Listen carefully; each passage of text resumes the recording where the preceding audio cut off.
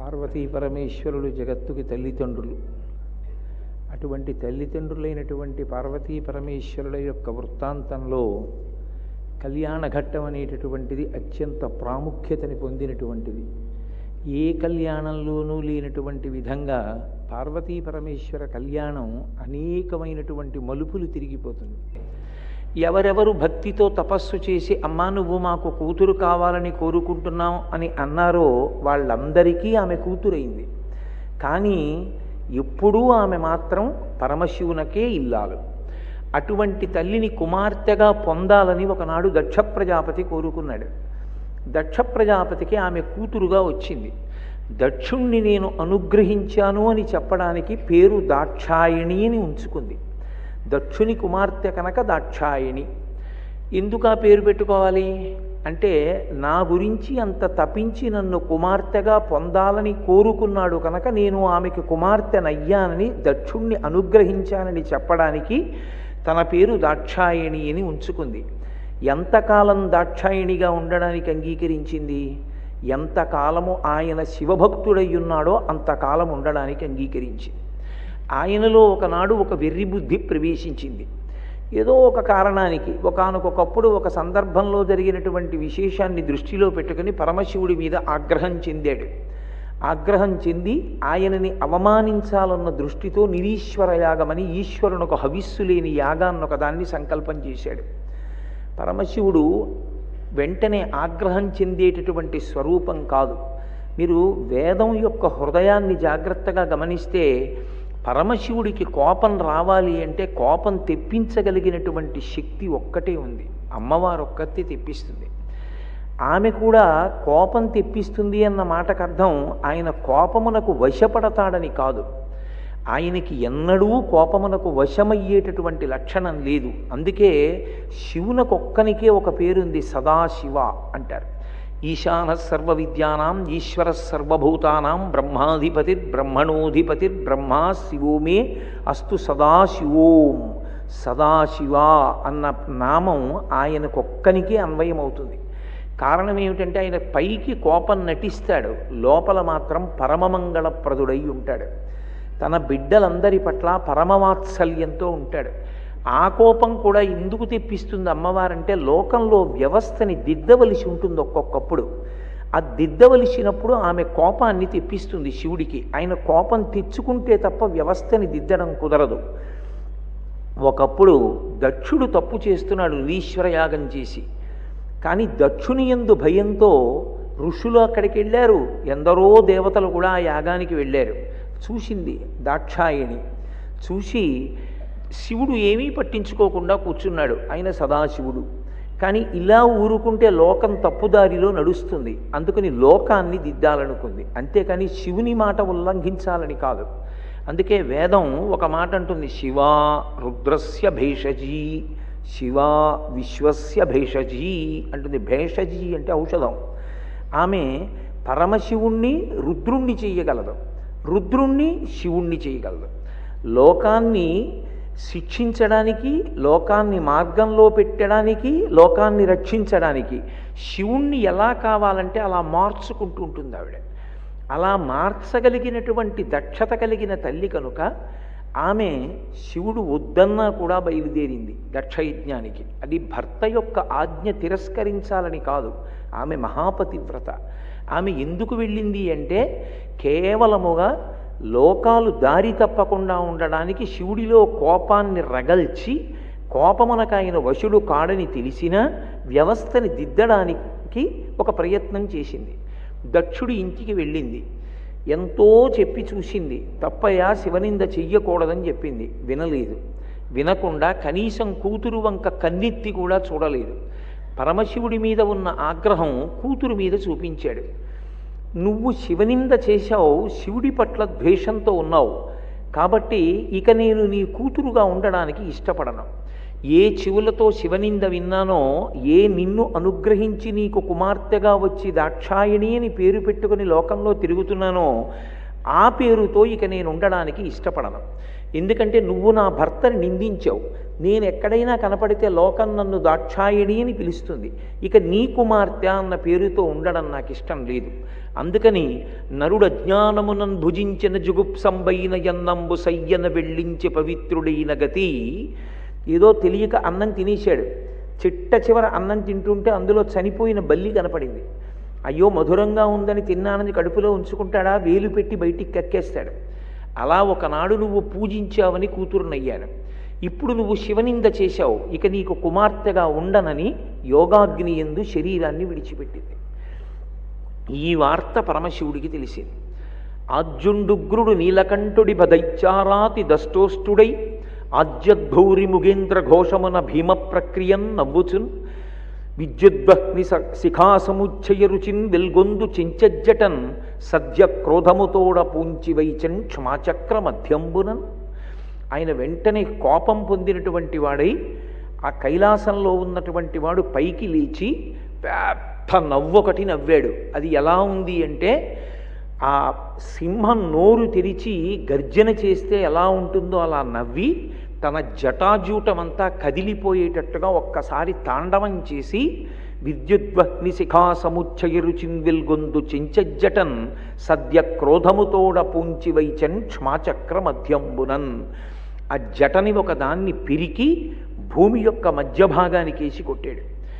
ఆయన యొక్క కోపంతో కొట్టినటువంటి కారణం చేత అందులోంచి ఒక ఉగ్రమైనటువంటి స్వరూపం పైకి లేచింది. అభ్రంలిహాదభ్ర విభ్రమాభ్రభ్రమ కృణీల దీర్ఘ శరీరమర ప్రజ్వల జ్వలన దీప్త జ్వాలిక జ్వాల జజ్వల్యమాన కేశములు మెరయ జండ దిగ్వేదండ శుండాబదోర్దండ సహస్రద్యుతిహేతి సంఘమొప్ప వీక్షణద్యుతిలోక వీక్షణతతిలోక వీక్షణతతిదుర్నిరీక్షమగుచు గ్రకచ కఠిన కరాళ దంష్టలు వెలుంగ ఘన కపాలాస్తి మాలికలు తనర అఖిలలోక భయంకరుండగుచు వీరభద్రుడయించ మారట రుద్రుడగుచు అన్నారు. భయంకరమైన స్వరూపంతో ఈ భూమి ఆకాశములను కప్పేస్తూ నల్లటి స్వరూపంతో మెడలో ముండమాల వేసుకుని అనేకమైనటువంటి ఆయుధాలు పట్టుకుని సింహం పూంచినటువంటి రథం మీద పుట్టాడు వీరభద్రుడు. పుట్టి తండ్రికి ప్రదక్షిణం చేసి ఏ కారణం చేత నన్ను సృజించారు చెప్పవలసింది అన్నాడు. దక్షుడు చేయరాని పని చేశాడు కాబట్టి దక్షయజ్ఞాన్ని ధ్వంసం చేయమన్నాడు. దక్షయజ్ఞాన్ని ధ్వంసం చేసిన తరువాత దక్షుడి యొక్క శిరస్సు వేరైపోయిన తరువాత ఋషులందరూ వచ్చి బ్రహ్మాది దేవతలు పరమశివుణ్ణి స్తోత్రం చేశారు, మీరు ఆగ్రహం చెందితే ఎలాగా అని. పరమప్రసన్నుడైనటువంటి పరమేశ్వరుడు లోకానికి బుద్ధి చెప్పి ఇటువంటి యాగాలు చెయ్యకూడదు అని లోకానికి మార్గనిర్దేశకత్వం చేసి మళ్ళీ ఆయన ఆ యజ్ఞం పూర్తి చెయ్యడం కోసమని దక్ష ప్రజాపతికి మేకతల అంటుకునేటట్టుగా చేసి పునరుజ్జీవితుణ్ణి చేసి యజ్ఞం పూర్తయ్యేటట్టుగా అనుగ్రహించాడు. ఈ పార్వతీ పరమేశ్వరులిద్దరూ ఆదిదంపతులై ఉంటారు. చేయరాని పనులు చేస్తే లోకాన్ని చక్కదిద్దుతూ ఉంటుంది అమ్మవారు. మనం మరణవాంగ్మూలం అని ఒక మాట చెప్తూ ఉంటాం. చనిపోయే ముందు ఒక వ్యక్తి ఏ మాట చెప్తాడో ఆ మాటని పరమసత్యంగా స్వీకరిస్తారు. అమ్మవారు దాక్షాయణిగా అవతార పరిసమాప్తి చేసింది. అప్పుడు వచ్చింది ఆవిడికి సతీదేవి అన్న పేరు. పరమపతివ్రతయ్యి పరమశివుని పట్ల దూషణ కూడా వినడానికి ఇష్టపడక శరీరత్యాగం చేసింది కాబట్టి సతీ అని పేరు వచ్చింది. అటువంటి తల్లి శరీరత్యాగం చేసే ముందు లోకానికంతటికీ ఒక సందేశాన్ని ఇచ్చింది. ఆవిడంది భవో నహోద్భీష్టి శివం శివేతరహ అంది. శివుణ్ణి నిందించిన వాడికి మంగళములు కలగమంటే ఎక్కడి నుంచి కలుగుతాయని అడిగింది. ఎక్కడ శివ నింద జరుగుతుందో, ఎక్కడ శివ దూషణ జరుగుతుందో అక్కడ మంగళములు ఉండవు అని ఆవిడ తీర్మానం చేసి చెప్పింది లోకానికి. చెప్పి ఆమె అవతార పరిసమాప్తి చేసింది దాక్షాయిణిగా. ఆమె దాక్షాయిణిగా ఉండగా పరమశివునితో కలిసి క్రీడిస్తున్నప్పుడు హిమాలయ పర్వత పార్శ్వముల యందు విహరిస్తూ ఉండేది. అలా విహరిస్తున్నప్పుడు మేనకాదేవి చూసింది హిమవంతుని భార్య. హిమవంతుని భార్య అయినటువంటి మేనకాదేవి చూసి నాకు ఇటువంటి కుమార్తె జన్మిస్తే బావుండు అని మనసులో సంకల్పం చేసుకునేది.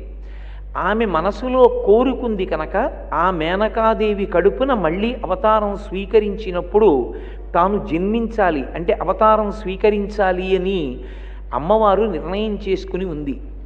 ఈలోగా ఒక విచిత్రం జరిగింది. ఒక అవతార స్వీకారం జరగాలి అంటే తెర వెనక ఎంతో పెద్ద కథ నడుస్తూ ఉంటుంది. సాధారణంగా బ్రహ్మజ్ఞానం కలిగినటువంటి మహాపురుషుల నోటి వెంట వచ్చినటువంటి మాట సత్యం అవుతుంది. వారు సత్యం పలకడం కాదు, వారు సత్యం పలికారనకూడదు. వారి నోటి వెంట ఏ మాట వచ్చిందో పరమేశ్వరుడు దాన్ని సత్యం చేస్తాడు. ఒకానొకప్పుడు వైకుంఠంలో సభ జరుగుతోంది. ఆ సభకి సనక సనందనాది మహర్షులు వచ్చారు. వాళ్ళు బ్రహ్మజ్ఞానులు. బ్రహ్మజ్ఞానం కలిగినటువంటి వాడు సభాప్రవేశం చేసినప్పుడు సభలో ఉన్న అందరూ కూడా లేచి నిలబడాలి, అది మర్యాద. అలా సనక సనందనాదులు వచ్చినప్పుడు అందరూ లేచి నిలబడ్డారు. కానీ పితృదేవతలకి దక్షాదేవి అనబడేటటువంటి స్వధాదేవి అనబడేటటువంటి ఆమె యందు జన్మించినటువంటి 3 కుమార్తెలు ఉన్నారు. వాళ్ళు పితరులకు స్వధాదేవి యందు జన్మించినప్పటికీ సంప్రదాయంలో వాళ్ళని అయోనిజలుగానే కీర్తిస్తారు. వాళ్ళ పేర్లు తలుచుకున్న మాత్రం చేత నిర్భయత్వం కలుగుతుంది అని శివమహాపురాణం తీర్పు చెప్పింది. అందులో పెద్ద ఆమె పేరు మేనకాదేవి, రెండవ ఆమె పేరు ధన్యాదేవి, మూడవ ఆమె పేరు కళావతి. ఈ 3 విష్ణు సభలో ఉన్నారు. సనక సనందనాదులు బ్రహ్మజ్ఞానులు సభాప్రవేశం చేస్తే వీళ్ళు 3 లేచి నిలబడలేదు. సరికదా నవ్వారు. ఒక్కొక్కసారి మాయ అలా ఉంటుంది. కాలం నడవడానికి, ప్రత్యేకమైన అవతారాలు స్వీకరించడానికి ఒక్కొక్కసారి ఎంతటి వారిని మాయ కమ్ముతూ ఉంటుంది. కాబట్టి ఇప్పుడు వాళ్ళు 3 నవ్వితే చూశారు సనక సనందనాదులు. మీరు చేసినటువంటి మహాపాపం చేత, బ్రహ్మజ్ఞానుల పట్ల చేసినటువంటి అపచారం చేత మీరు ఎంతో శిక్షని పొందవలసి ఉంటుంది. పెద్దలకి కోపం వచ్చి శాపవాక్కు ఇచ్చారంటారు. అది నిజానికి వాళ్ళకి కోపం వచ్చి కాదు, అందుకే శాపానుగ్రహం అంటారు. వాళ్ళు చేసినటువంటి దోషం వల్ల విశేషమైనటువంటి బాధ పొందకుండా చూడడం కోసమని దాన్ని తమ వాక్కు చేత బాగా తగ్గించేస్తారు. తగ్గించి ఏదో ఒక్క జన్మలో అనుభవించేటట్లుగా అనుగ్రహిస్తారు. అందుకే శాపానుగ్రహము అంటారు. అందులో సనత్కుమారాచార్యుల వారు లేచి ఒక మాట అన్నారు. మీరు లేచి నిలబడలేదు, సరికదా నవ్వారు. అది దోషపడితే అప్పుడు కారణం లేకుండా అటువంటి పరిహాసంలా నవ్వినటువంటి ఆ నవ్వుకి దోషం ఏర్పడుతుంది కనుక సనత్కుమారాచార్యుల వారు ఒక మాట అన్నారు. మీరు ఈ స్వర్గలోకం నుంచి భ్రష్టత్వాన్ని పొంది భూలోకం మీద జన్మించండి. భూలోకానికి ఓ లక్షణం ఉంటుంది, ఇది మర్త్యలోకం. అంటే ఇక్కడ పుట్టినటువంటి ప్రతి ప్రాణి మృత్యువుని పొందుతుంది. అందుకే శాపం ఇస్తే భూలోకంలో పుట్టండి అంటుంటారు. అయితే మీరు ఓ మాట నన్ను అడగచ్చు, ఏమండి భూలోకంలో పుట్టండి అంటే మనందరం ప్రారంధవశాత్తు పుట్టినటువంటిదా, మన జన్మలో అంత హేయమైనవా అని. కానీ యథార్థానికి మర్త్యలోకంలో మనుష్యుడిగా జన్మించడం కన్నా గొప్ప జన్మ ఇక ఎక్కడా లేదు. ఎందుచేత అంటే దేవతలుగా పుట్టారనుకోండి, వాళ్ళకి కర్మాధికారం ఉండదు. వాళ్ళు కర్మలు చేయడం కానీ కొత్తగా పుణ్యం పాపం చేయడం ఉండదు. ఎంతకాలం దేవతలుగా ఉంటారు అంటే చేసుకున్న పుణ్యం అయిపోయే వరకు ఉంటారు. క్షీణే పుణ్యే మృత్యలోకం విశంతి. వాళ్ళ పుణ్యం అయిపోయిన తర్వాత పడిపోతారు భూలోకంలోకి. అందుకే దేవతల పదవులు శాశ్వతం కావు, ఉన్నతిని పొందడానికి అవకాశం ఉండదు. అలాగే క్రిందికి ఉండేటటువంటి ప్రాణులు తిరియక్కులు అంటే వెన్నుపాం అడ్డంగా ఉండేటటువంటి ప్రాణులకు కర్మాధికారం లేదు. ఒక రామనామం కానీ శివనామం కానీ చెప్పడానికి, దేవాలయ ప్రవేశం చేయడానికి, ఆవు పాలు తీసుకెళ్ళి అభిషేకం చేయడానికి వెన్నుపాం అడ్డంగా ఉండేటటువంటి ప్రాణులకు అధికారం ఉండదు. వెన్నుపాం నిలువుగా ఉండేటటువంటి మనుష్యుడు పుణ్యకర్మాచరణము చెయ్యడం వలన దేవతా కాగలడు. పాపకర్మలు చేసి వెన్నుపాం అడ్డంగా ఉండేటటువంటి ప్రాణిగా కొన్ని కోట్ల జన్మలు కిందికి వెళ్ళిపోగలడు. పుణ్యము పాపము నాకు అక్కర్లేదని అన్నీ పరమేశ్వరార్పణం చేసి పరమేశ్వరుడు ఎలా చెప్పాడో అలా శాస్త్రాన్ని పట్టుకుని బతికి భగవంతుడు చెప్పినటువంటి వేదాన్ని ఆధారం చేసుకుని ఏ విధమైనటువంటి ప్రతిఫలాన్ని అపేక్షించకుండా పరమేశ్వర ప్రీతి కొరకు చేసినటువంటి భక్తితో కూడిన కర్మాచరణము వలన ప్రీతి పొందినటువంటి పరమేశ్వరుని చేత అనుగ్రహింపబడిన జ్ఞానము వలన మరల పుట్టవలసినటువంటి అవసరం లేని మోక్షస్థితిని పొందగలడు. అందుకే మనుష్యుడు పొందగలిగినటువంటి అదృష్టాన్ని ఇక ఏ లోకంలో ఉన్న ఏ ప్రాణికి లేదు. అందుకే మనుష్య జన్మ సర్వోత్కృష్టమైనటువంటి జన్మ. కానీ దీనికి ఉన్న ప్రమాదం ఏమిటంటే కర్మాచరణము సరిగా ఉండకపోతే, వేదము ప్రమాణముగా జీవించడం చేత కాకపోతే దాని వలన పాపము సంక్రమించి ఆ పాపము వలన మళ్ళీ కొన్ని కోట్ల జన్మలు వెళ్ళిపోతాడు. వెన్నుపాము అడ్డంగా ఉండేటటువంటి ప్రాణిగా ఒక్కసారి జారి వెళ్ళిపోతే ఇక మళ్ళీ ఎప్పటికి మనుష్య ఉపాధి వస్తుంది అంటే చెప్పడం ఎవరితరమూ కాదు. అందుకే మనుష్య ఉపాధి రావడం ఒకెత్తైతే మనుష్య ఉపాధిని సక్రమంగా వినియోగించుకోవడం అంత కష్టం. అందుకని వాళ్ళని మత్స్యలోకంలోకి వెళ్ళి పుట్టమంటే అక్కడ ఉండేటటువంటి మేనకాదేవి, ధన్యాదేవి, కళావతి ముగ్గురు కూడా సనకసనందనాదుల పాదముల మీద పడి వారు చేసినటువంటి అపరాధమునకు క్షమార్పణ ప్రార్థించారు. వెంటనే ఆగ్రహం చల్లారిపోయినటువంటి సనత్కుమారాచార్యుల వారు వారికి శాపావకాశం ఇస్తూ ఒక మాట అన్నారు. మీరు భూమి మీద పుడతారు, కానీ పెద్ద పిల్ల అయినటువంటి మేనకాదేవి అన్న పేరుతోనే భూలోకంలో పుడుతుంది. ఆమె హిమవంతునికి కుమార్తె అవుతుంది. హిమవంతునికి కుమార్తె అయిన కారణం చేత దాక్షాయణిగా శరీరం విడిచిపెట్టినటువంటి అమ్మవారు ఈ మేనకాదేవి కడుపున కూతురుగా పుట్టాలి అని సంకల్పం ఎందుకు చేస్తుంది అంటే, శివునితో కలిసి హిమవత్ పర్వత పార్శ్వమునందు ఆమె తిరుగాడినప్పుడు అటువంటి కూతురుని పొందాలని ఈ మేనకాదేవి సంకల్పం చేస్తుంది. మనసులో కోరుకున్న కోరికని కూడా తెలుసుకుని ప్రతిస్పందించగలిగినటువంటి లక్షణం ఉన్నటువంటి కరుణామూర్తి అయిన పరదేవత ఈమె యొక్క కడుపున కూతురై పుడుతుంది. పరదేవతకి తల్లి అయిన కారణం చేత ఈమె మోక్షాధికారాన్ని పొందుతుంది. రెండవ పిల్ల అయినటువంటి ధన్యాదేవి జనక మహారాజు గారికి భార్య అవుతుంది. జనక మహారాజు గారికి భార్య అయిన కారణం చేత సీతాదేవికి తల్లి అయి సీతమ్మ తల్లిని కన్యాదానం చేస్తుంది. సీతమ్మని కన్యాదానం చేసిన కారణం చేత ధన్యాదేవికి వైకుంఠలోక ప్రాప్తి కలుగుతుంది. మూడవ పిల్ల అయినటువంటి కళావతి వృషభానుడు అనబడేటటువంటి ఒక వైశ్యునికి ఇల్లాలవుతుంది. ఆమె గోలోకంలో ఉండేటటువంటి రాధాదేవికి తల్లి అయి ఆ రాధాదేవి శ్రీకృష్ణ పరమాత్మకి ప్రియపత్ని అయినటువంటి కారణం చేత శాశ్వతమైనటువంటి గోలోకవాసాన్ని చివరిదైనటువంటి కళావతి పొందుతుంది అని ముగ్గురికి శాపావకాశాన్ని ప్రసాదించారు. ఇప్పుడు అమ్మవారు సతీదేవిగా శరీరాన్ని విడిచిపెట్టేసింది. పరమేశ్వరుడు ఎప్పుడూ ప్రశాంత చిత్తంతో ఉంటాడు.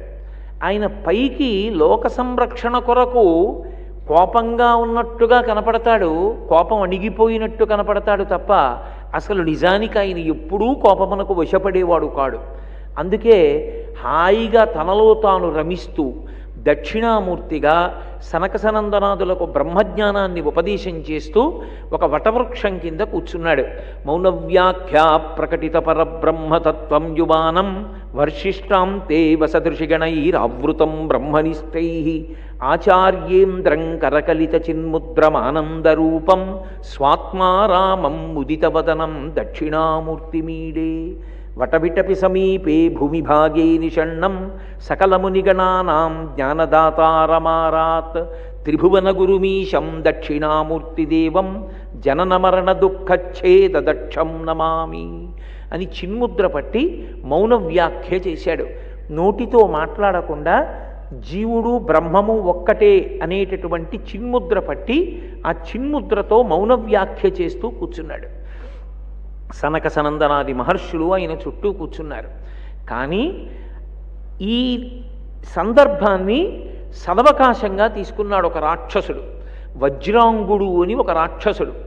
ఆయన ఒకానొకప్పుడు గొప్ప తపస్సు చేసి బ్రహ్మగారి వరాల వలన శక్తి సంపాదించి ఇంద్రుణ్ణి కూడా బంధీకృతుణ్ణి చేశాడు. చేస్తే కశ్యప ప్రజాపతి చతుర్ముఖ బ్రహ్మగారితో కలిసి వజ్రాంగుణ్ణి ప్రార్థించి ఇంద్రుణ్ణి విడిచిపెట్టమని బోధ చేస్తే ఆ ఇంద్రుణ్ణి విడిచిపెట్టి బ్రహ్మగారి వలన ఉపదేశం పొంది సాత్వికమైన బుద్ధి పొందాడు. కానీ వరాంగి అనబడేటటువంటి ఒక స్త్రీని సృజించి బ్రహ్మగారు ఆయనకి కానుకగా ఇచ్చాడు. ఆ వరాంగి యందు రజోగుణ తమోగుణ ప్రకోపం ఎక్కువగా ఉండేది. ఆమె వజ్రాంగుణ్ణి ఒక కోరిక కోరింది. విష్ణు ద్వేషి అయినటువంటి వాడు, ధర్మాన్ని ద్వేషించేవాడు, వేదమును ఇబ్బంది పెట్టేవాడు, అధర్మాత్ముడైనటువంటి పరమబలిష్ఠుడైన కుమారుడు నాకు కావాలి అని కోరుకుంది. నేను ఇంత సాత్విక బుద్ధితో రాక్షసత్వాన్ని విడిచిపెట్టి ఇంద్రుణ్ణి విడుదల చేసి బ్రహ్మగారి దర్శనం పొంది నేను జీవిస్తుంటే నీకు ఇటువంటి బుద్ధి పుట్టిందని మళ్ళీ బ్రహ్మగారి గురించి తపస్సు చేసి ఆయన యొక్క అనుగ్రహం మేరకి 3 లోకములను శాసించగలిగినటువంటి కుమారుణ్ణి కన్నాడు వజ్రాంగుడు. ఆయన పేరే తారకాసురుడు. ఆ తారకాసురుడు మళ్ళీ బ్రహ్మగారి గురించి తపస్సు చేశాడు. తపస్సు చేసి పరమశివుడు కామమునకు వశపడేవాడు కాడు. ఆయన పైగా సతీదేవి శరీరం విడిచిపెట్టి ఉంది. ఆయన దక్షిణామూర్తిగా కూర్చుని ఉన్నాడు. పక్కన భార్య లేదు. విశేషించి పరమశివునికి కామం కలగదు. కామం కలగదు కాబట్టి వీర్యస్ఖలనం అవ్వడం అన్న మాట పరమశివుని యందు అన్వయం అవదు కాబట్టి పుత్రుడు కలగడు. ఇది ఆయన పెట్టుకున్నటువంటి లెక్క. రాక్షస బుద్ధులన్నీ అలాగే ఉంటాయి. చావకుండా ఉండడానికి ఎన్ని విచిత్రమైన ఆలోచనలైనా చేస్తారు వాళ్ళు. కాబట్టి ఆయన అన్నాడు బ్రహ్మగారితో, పరమశివునికి వీర్యస్ఖలనం కలిగి అది పార్వతీదేవి యందు చేరి ఆ ఉభయులకు కుమారుడు కలిగి దేవసేనకి అధిపతి అయి ఆ దేవసేనాధిపత్యం పొందినటువంటి పిల్లవాడు నా మీద బాణం వేస్తే అప్పుడు నేను మరణిస్తాను, వరమిమ్మన్నాడు. తథాస్తు అన్నాడు బ్రహ్మగారు. ఇప్పుడు సతీదేవి లేదు పక్కన, పరమశివుడు దక్షిణామూర్తిగా కూర్చుని ఉన్నాడు.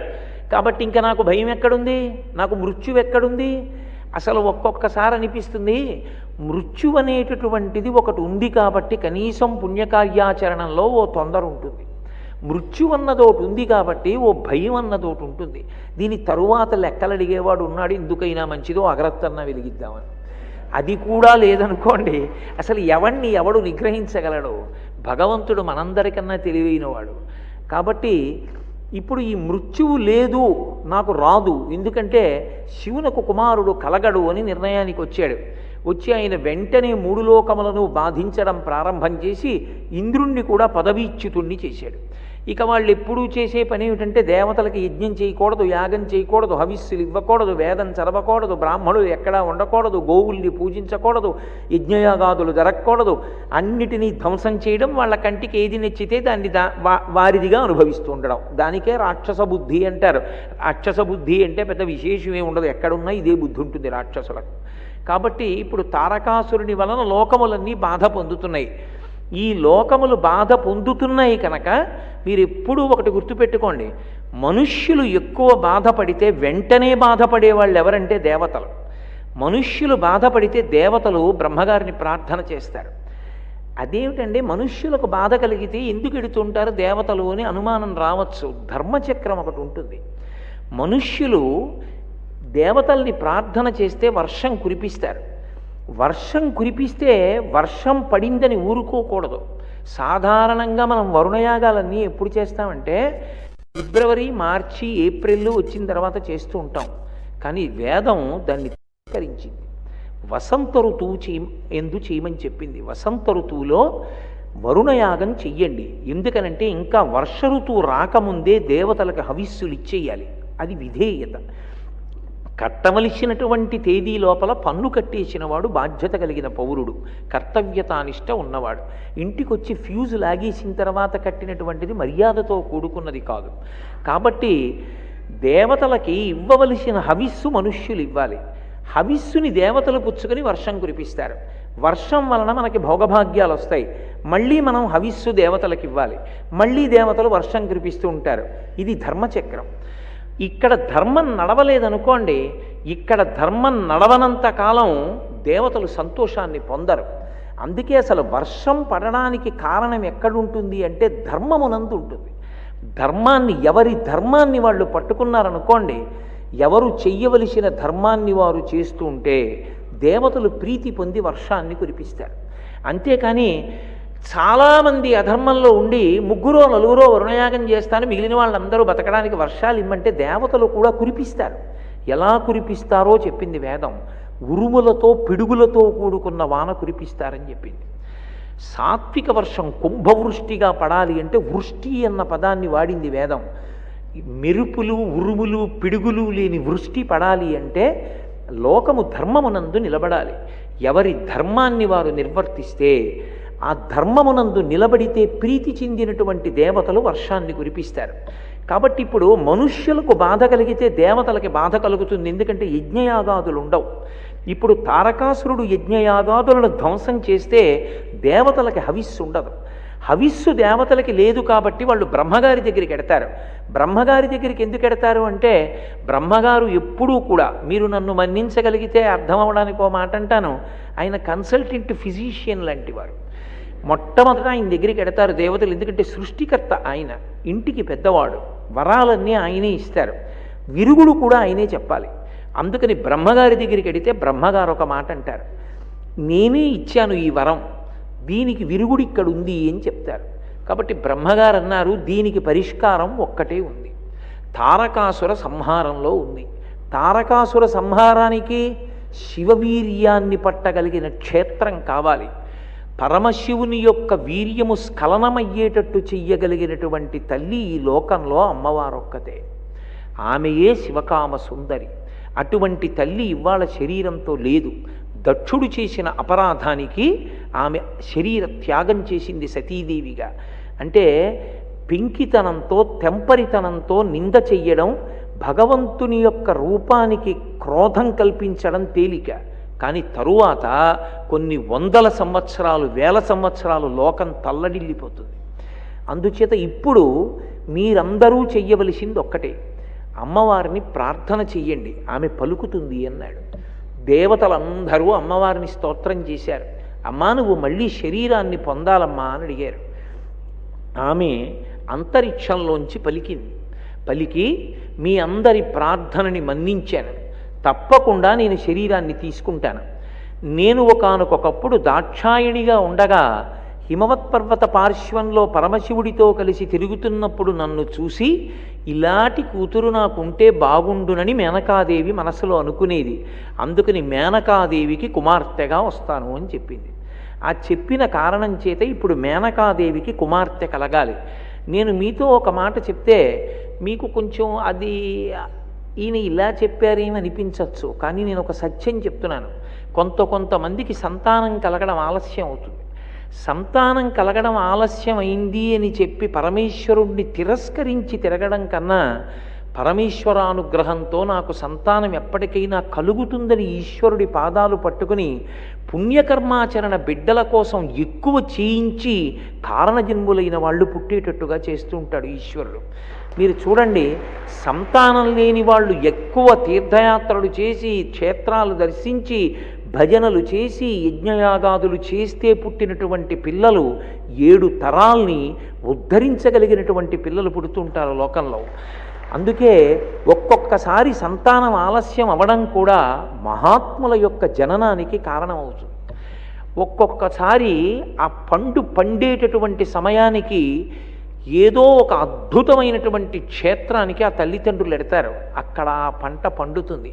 ఆ పంట పండిన కారణం చేత భగవంతునికి అనుగ్రహాన్ని కట్టబెట్టగలిగినటువంటి వాళ్ళు, తమ తరాల్ని ఉద్ధరింప చేయగలిగినటువంటి కుమారులు జన్మిస్తూ ఉంటారు. కాబట్టి ఇప్పుడు మేనకాదేవి యందు ఒక బుద్ధి ప్రవేశించింది, నాకు సంతానం కలగలేదు కాబట్టి నేను అమ్మవారిని ఆరాధన చేస్తాను అనుకుంది. ఋషుల చేత సలహా ఇయ్యబడి ఆమె ఒక కార్యాన్ని చేసింది. మీరు ఎప్పుడైనా ఒకటి జ్ఞాపకం పెట్టుకోండి, పురాణాల్లో ఇలాంటివి ఎందుకు జరుగుతుంటాయంటే, పురాణం వేదానికి భూతద్దం, మనకి ఒక మార్గాన్ని నిర్దేశించడానికి వస్తుంటాయి ఇవి. ఆవిడ అష్టమి నాడు ఉపవాసం చేసేది, నవమి నాడు సువాసిని పూజ చేసేది. అష్టమి నాడు ఉపవాసం ఉండి నవమి నాడు సువాసిని పూజ చేస్తే, అలా పూజ ఎవరు చేశారో వారి యందు పరదేవత అనుగ్రహిస్తుంది. పరదేవత అనుగ్రహిస్తే పరమోత్కృష్టమైనటువంటి సంతానం ఆవిర్భవిస్తుంది. అందుకే ప్రతి అష్టమి నాడు ఉపవాసం ఉండి నవమి నాడు ఆమె సువాసిని పూజ చేసింది. అలా 27 సంవత్సరములు చేసింది మేనకాదేవి అని శివమహాపురాణంలో వ్యాసభగవానుడు చెప్పాడు. 27 సంవత్సరములు చేసిన తర్వాత అమ్మవారు ప్రత్యక్షమై నీకేం కావాలని అడిగింది. అడిగితే నాకు నువ్వే కూతురుగా కావాలంది. ఎందుకని వెనక సనత్కుమారాచార్యుల వారి శాపానుగ్రహం ఉంది, ఆయన వాక్కు సత్యం అవ్వాలి. పెద్దల యొక్క మాట సత్యం చెయ్యడానికి పరమేశ్వరుడు ప్రయత్నం చేస్తాడు ఎప్పుడు. అందుకని అమ్మవారిని చూడగానే మేనకాదేవి అంది, నువ్వు నాకు కుమార్తెగా రావాలంది. అంటే నవ్వి తల్లి అంది, తప్పకుండా నీకు కుమార్తెగా జన్మిస్తాను, కానీ నేను చాలా ఇంకా బిడ్డలు కావాలా అని అడిగింది. 9 పుత్రులు కావాలని అడిగింది. నాకన్నా ముందు నీకు కొడుకు పుడతాడు, కొడుకు తర్వాత నేను పుడతానంది. మొట్టమొదట పుట్టినటువంటి వాడు మైనాకుడు. అమ్మవారి అనుగ్రహంతో పుట్టాడు కాబట్టే మైనాక పర్వతం అంత గొప్ప పర్వతం అయింది. హిమవత్ పర్వతం యొక్క పెద్ద కొడుకు మైనాక పర్వతం. ఆ తరువాత అమ్మవారు జన్మించింది. అమ్మవారు అవతార స్వీకారం చేసి చిన్న ఆడపిల్లగా వాళ్ళ ఇంట పుట్టింది. పుట్టినప్పుడు ఆ పిల్లని చూడ్డానికి నారదుడు వచ్చాడు. ఆ పిల్ల నల్లగా ఉంది. నల్లగా ఉండడానికి కారణం ఆమె నారాయణుని చెల్లెలు. వాళ్ళిద్దరూ ఎప్పుడు పుట్టినా ఒక్కసారే పుడతారు. అందుకే చైత్రశుక్ల నవమి శ్రీరామ నవమి. చైత్రశుక్ల నవమి మధ్యాహ్నం 12 గంటలకి రామచంద్రమూర్తి ఆవిర్భవిస్తే చైత్రశుక్ల నవమి నాడే పార్వతీదేవి కూడా జన్మించింది అని శివమహాపురాణంలో వ్రాయబడింది. అంటే ఇద్దరూ ఎప్పుడూ ఒక్కసారే పుడుతూ ఉంటారు. కృష్ణావతారంలో శ్రావణ మాసంలో వచ్చేటటువంటి బహుళపక్ష అష్టమి అర్ధరాత్రి 12 గంటలకి కృష్ణావతారం వస్తే అదే సమయానికి యోగమాయ అన్న పేరుతో అమ్మవారు నందవ్రజంలో యశోదా నందులకు కుమార్తెగా జన్మించింది. ఇద్దరు అన్నా చెల్లెళ్ళుగా ఒకే తల్లిదండ్రులకి, ఏ తల్లిదండ్రులు విష్ణువుని కుమారుడుగా పెంచుతారో ఆ తల్లిదండ్రులకే అమ్మవారు కూతురుగా వస్తుంది. అందుకే నారాయణ నారాయణి వాళ్ళిద్దరి పేర్లు. మీరు చూడండి, పార్వతీ పరమేశ్వరుల పేర్లు కూడా వేరుగా ఉండవు.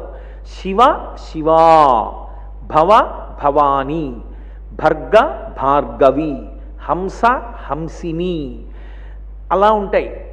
కానీ నారాయణ నారాయణి భార్యాభర్తలు కారు, అన్నా చెల్లెళ్ళు. నారాయణ విష్ణువు, నారాయణి పార్వతీదేవి. నారాయణ నల్లగా ఉంటాడు, నారాయణి నల్లగా ఉంటుంది. నారాయణ ప్రతిజ్ఞ పరిత్రాణాయ సాధూనాం వినాశాయ చ దుష్కృతాం ధర్మ సంస్థాపనార్థాయ సంభవామి యుగే యుగే. నారాయణి ప్రతిజ్ఞ దేవీ భాగవతంలో యదా యదా హి సాధూనాం దుఃఖం భవతి దానవ తదా తేషాంచ రక్షార్థం దేహం సంధారయామ్యహం. సంస్కృత భాషలో మాటలు మారుతాయి, ఇద్దరిది ఒకటే అర్థం, ఒకటే ప్రతిజ్ఞ. అందుకే నారాయణ నారాయణి అన్నా చెల్లెళ్ళు. అన్నా చెల్లెళ్ళైన కారణం చేత ఇద్దరి యొక్క రంగులు కూడా ఒక్కటే అయి ఉంటాయి. ఇద్దరూ అవతార స్వీకారం చేస్తారు, ఇద్దరూ రాక్షస సంహారం చేస్తారు, ఇద్దరూ భక్తుల్ని ఆదుకుంటారు, ఇద్దరూ లోకాన్ని నిలబెడతారు, ఇద్దరూ అలంకార ప్రియత్వాన్ని పొంది ఉంటారు. అమ్మవారు అలంకార ప్రియురాలు, విష్ణువు అలంకార ప్రియుడు. ఎప్పుడూ కదలకుండా తనలో తాను రమిస్తూ కూర్చునేటటువంటి పరమేశ్వరుడు అభిషేక ప్రియుడు. కాబట్టి ఆ నారాయణి కనుక నల్లని రంగుతో పుట్టింది. తత్వాన్ని తెలుసుకోగలిగిన వాడెవరు? నారద మహర్షి ఒక్కడే, మహానుభావుడు. అందుకే ఆయన వచ్చి కాళీ అని పేరుంచాడు. నల్ల పిల్ల, నల్లగా పుట్టిన పిల్ల కాబట్టి ఈ పిల్లకి కాళీ అని పేరుంచుతున్నాను కాదు. కదలికలన్నీ అమ్మవారు. ఎప్పుడూ మీరు జాగ్రత్తగా జ్ఞాపకం పెట్టుకోవాలి. కదలికలన్నీ అమ్మవారు అని చెప్తారు. కదలిక లేదనుకోండి, శక్తి ఆగిపోయిందనుకోండి, కదలిక లేకుండా ప్రమాదం వచ్చిందని గుర్తు.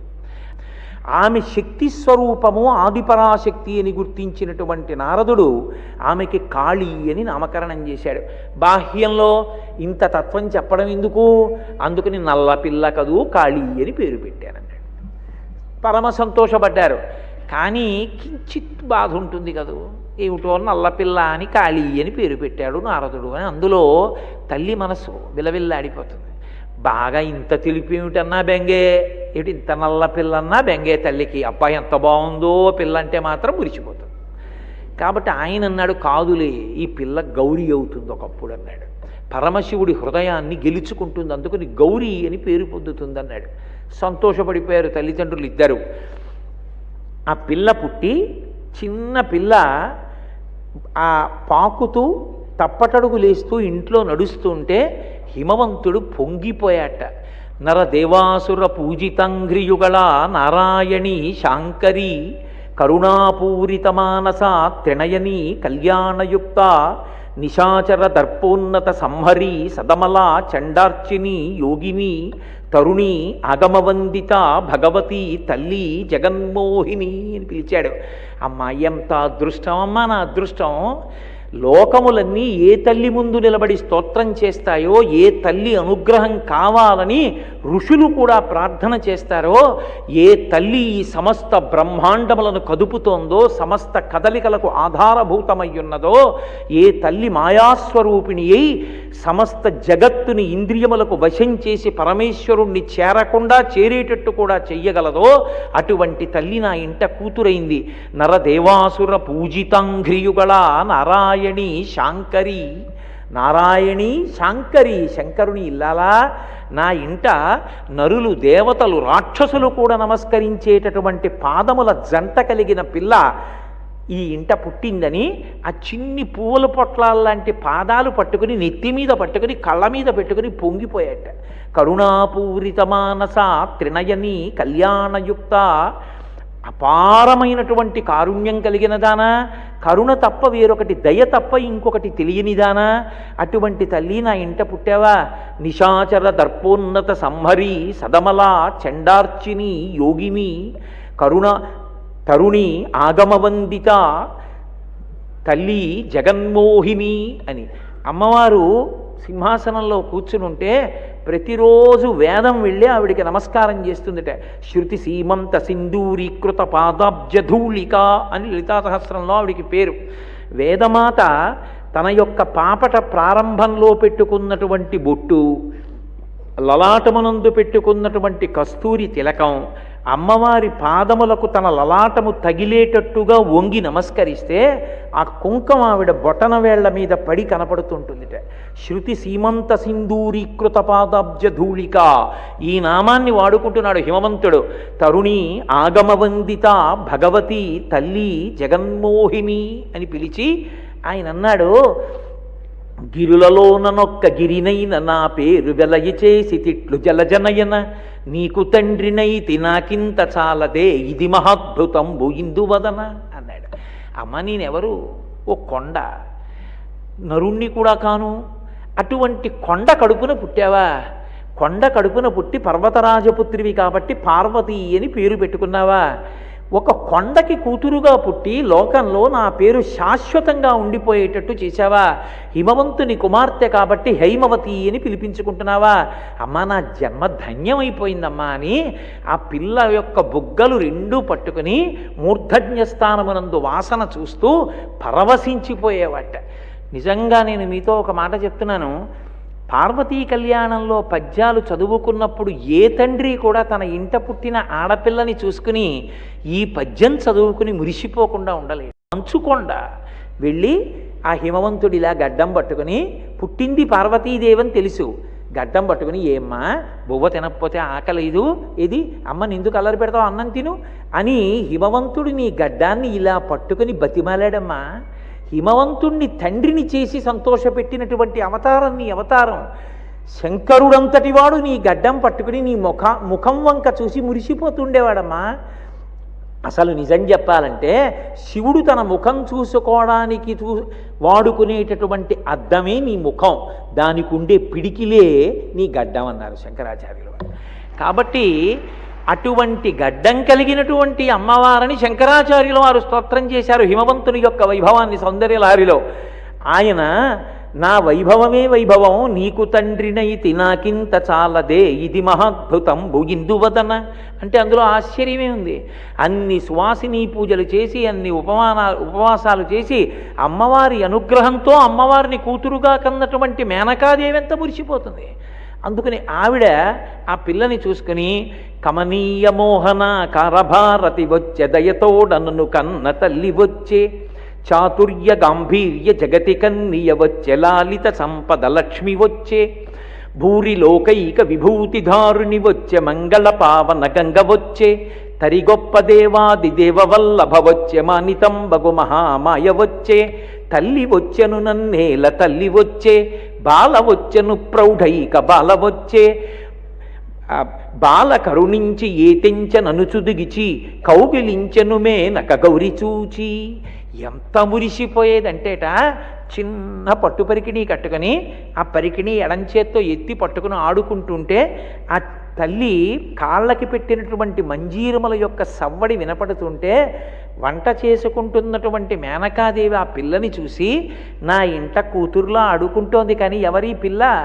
ఈ పిల్ల సామాన్యురాలు కాదు, ఈమె సాక్షాత్తుగా కమనీయ మోహన కారభారతి వచ్చే దయతోడనన్నేలు తల్లి వచ్చే, ఈమె సరస్వతీ స్వరూపం. అమ్మవారు ప్రీతి పొందడం తేలికేమో కానీ బాలాస్వరూపంగా అమ్మవారు చాలా తొందరగా పలుకుతుంది. ఎంత తొందరగా పలుకుతుంది అంటే నన్ను మీరు విశ్వసించగలిగితే ఒక మాట చెప్తాను.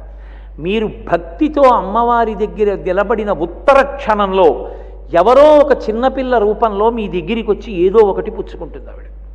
చాలా తొందరగా పలుకుతుంది బాలగా. అందుకే బాలవచ్చను ప్రౌఢైక బాలవచ్చే, ఆ ప్రౌఢమైనటువంటి బాలాస్వరూపం ఇదిగో ఇవాళ ఈ పిల్ల రూపంలో నా ఇంట నడయాడుతోందని మురిసిపోయింది ఆ తల్లి. సరే, ఆ చిన్నపిల్ల పెరిగి పెద్దదై ప్రౌఢమైనటువంటి వయస్సులోకి వచ్చింది. ఈలోగా పరమశివుడు తపస్సు చేసుకోవడం కోసం అని హిమవత్ పర్వత ప్రాంతానికి వచ్చాడు. ఆయన హిమవత్ పర్వతం దగ్గరికి వచ్చాడు.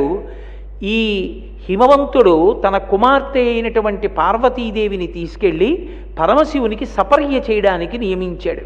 ఎందుచేత నియమిస్తాడు అంటే ఎప్పుడు ధర్మశాస్త్రాన్ని మీరు పరిశీలించాలి.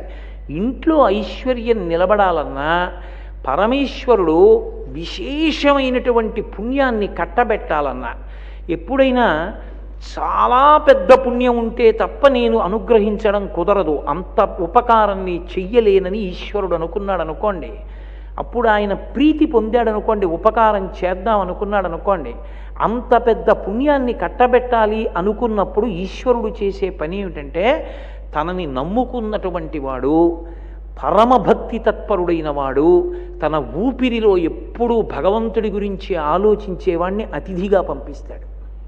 అతిథిగా పంపించినప్పుడు ఆయన వచ్చి మీ ఇంట గుక్కెడు మంచినీళ్లు తాగి ప్రీతి పొంది వెళ్ళిపోయాడు అనుకోండి, మీ ఇంట సింహాసనంలో ఉన్న పరమేశ్వరుడు ప్రీతి చెందేస్తాడు.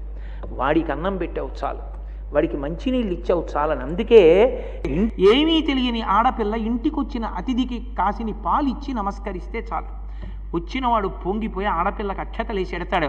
అది ఆమె దీర్ఘ సౌమాంగల్యానికి కారణమవుతుంది. పార్వతీ కళ్యాణం అంతా ఈ రహస్యాలే చూపిస్తుంది. అందుకు నియోగించాడు సపర్యకి.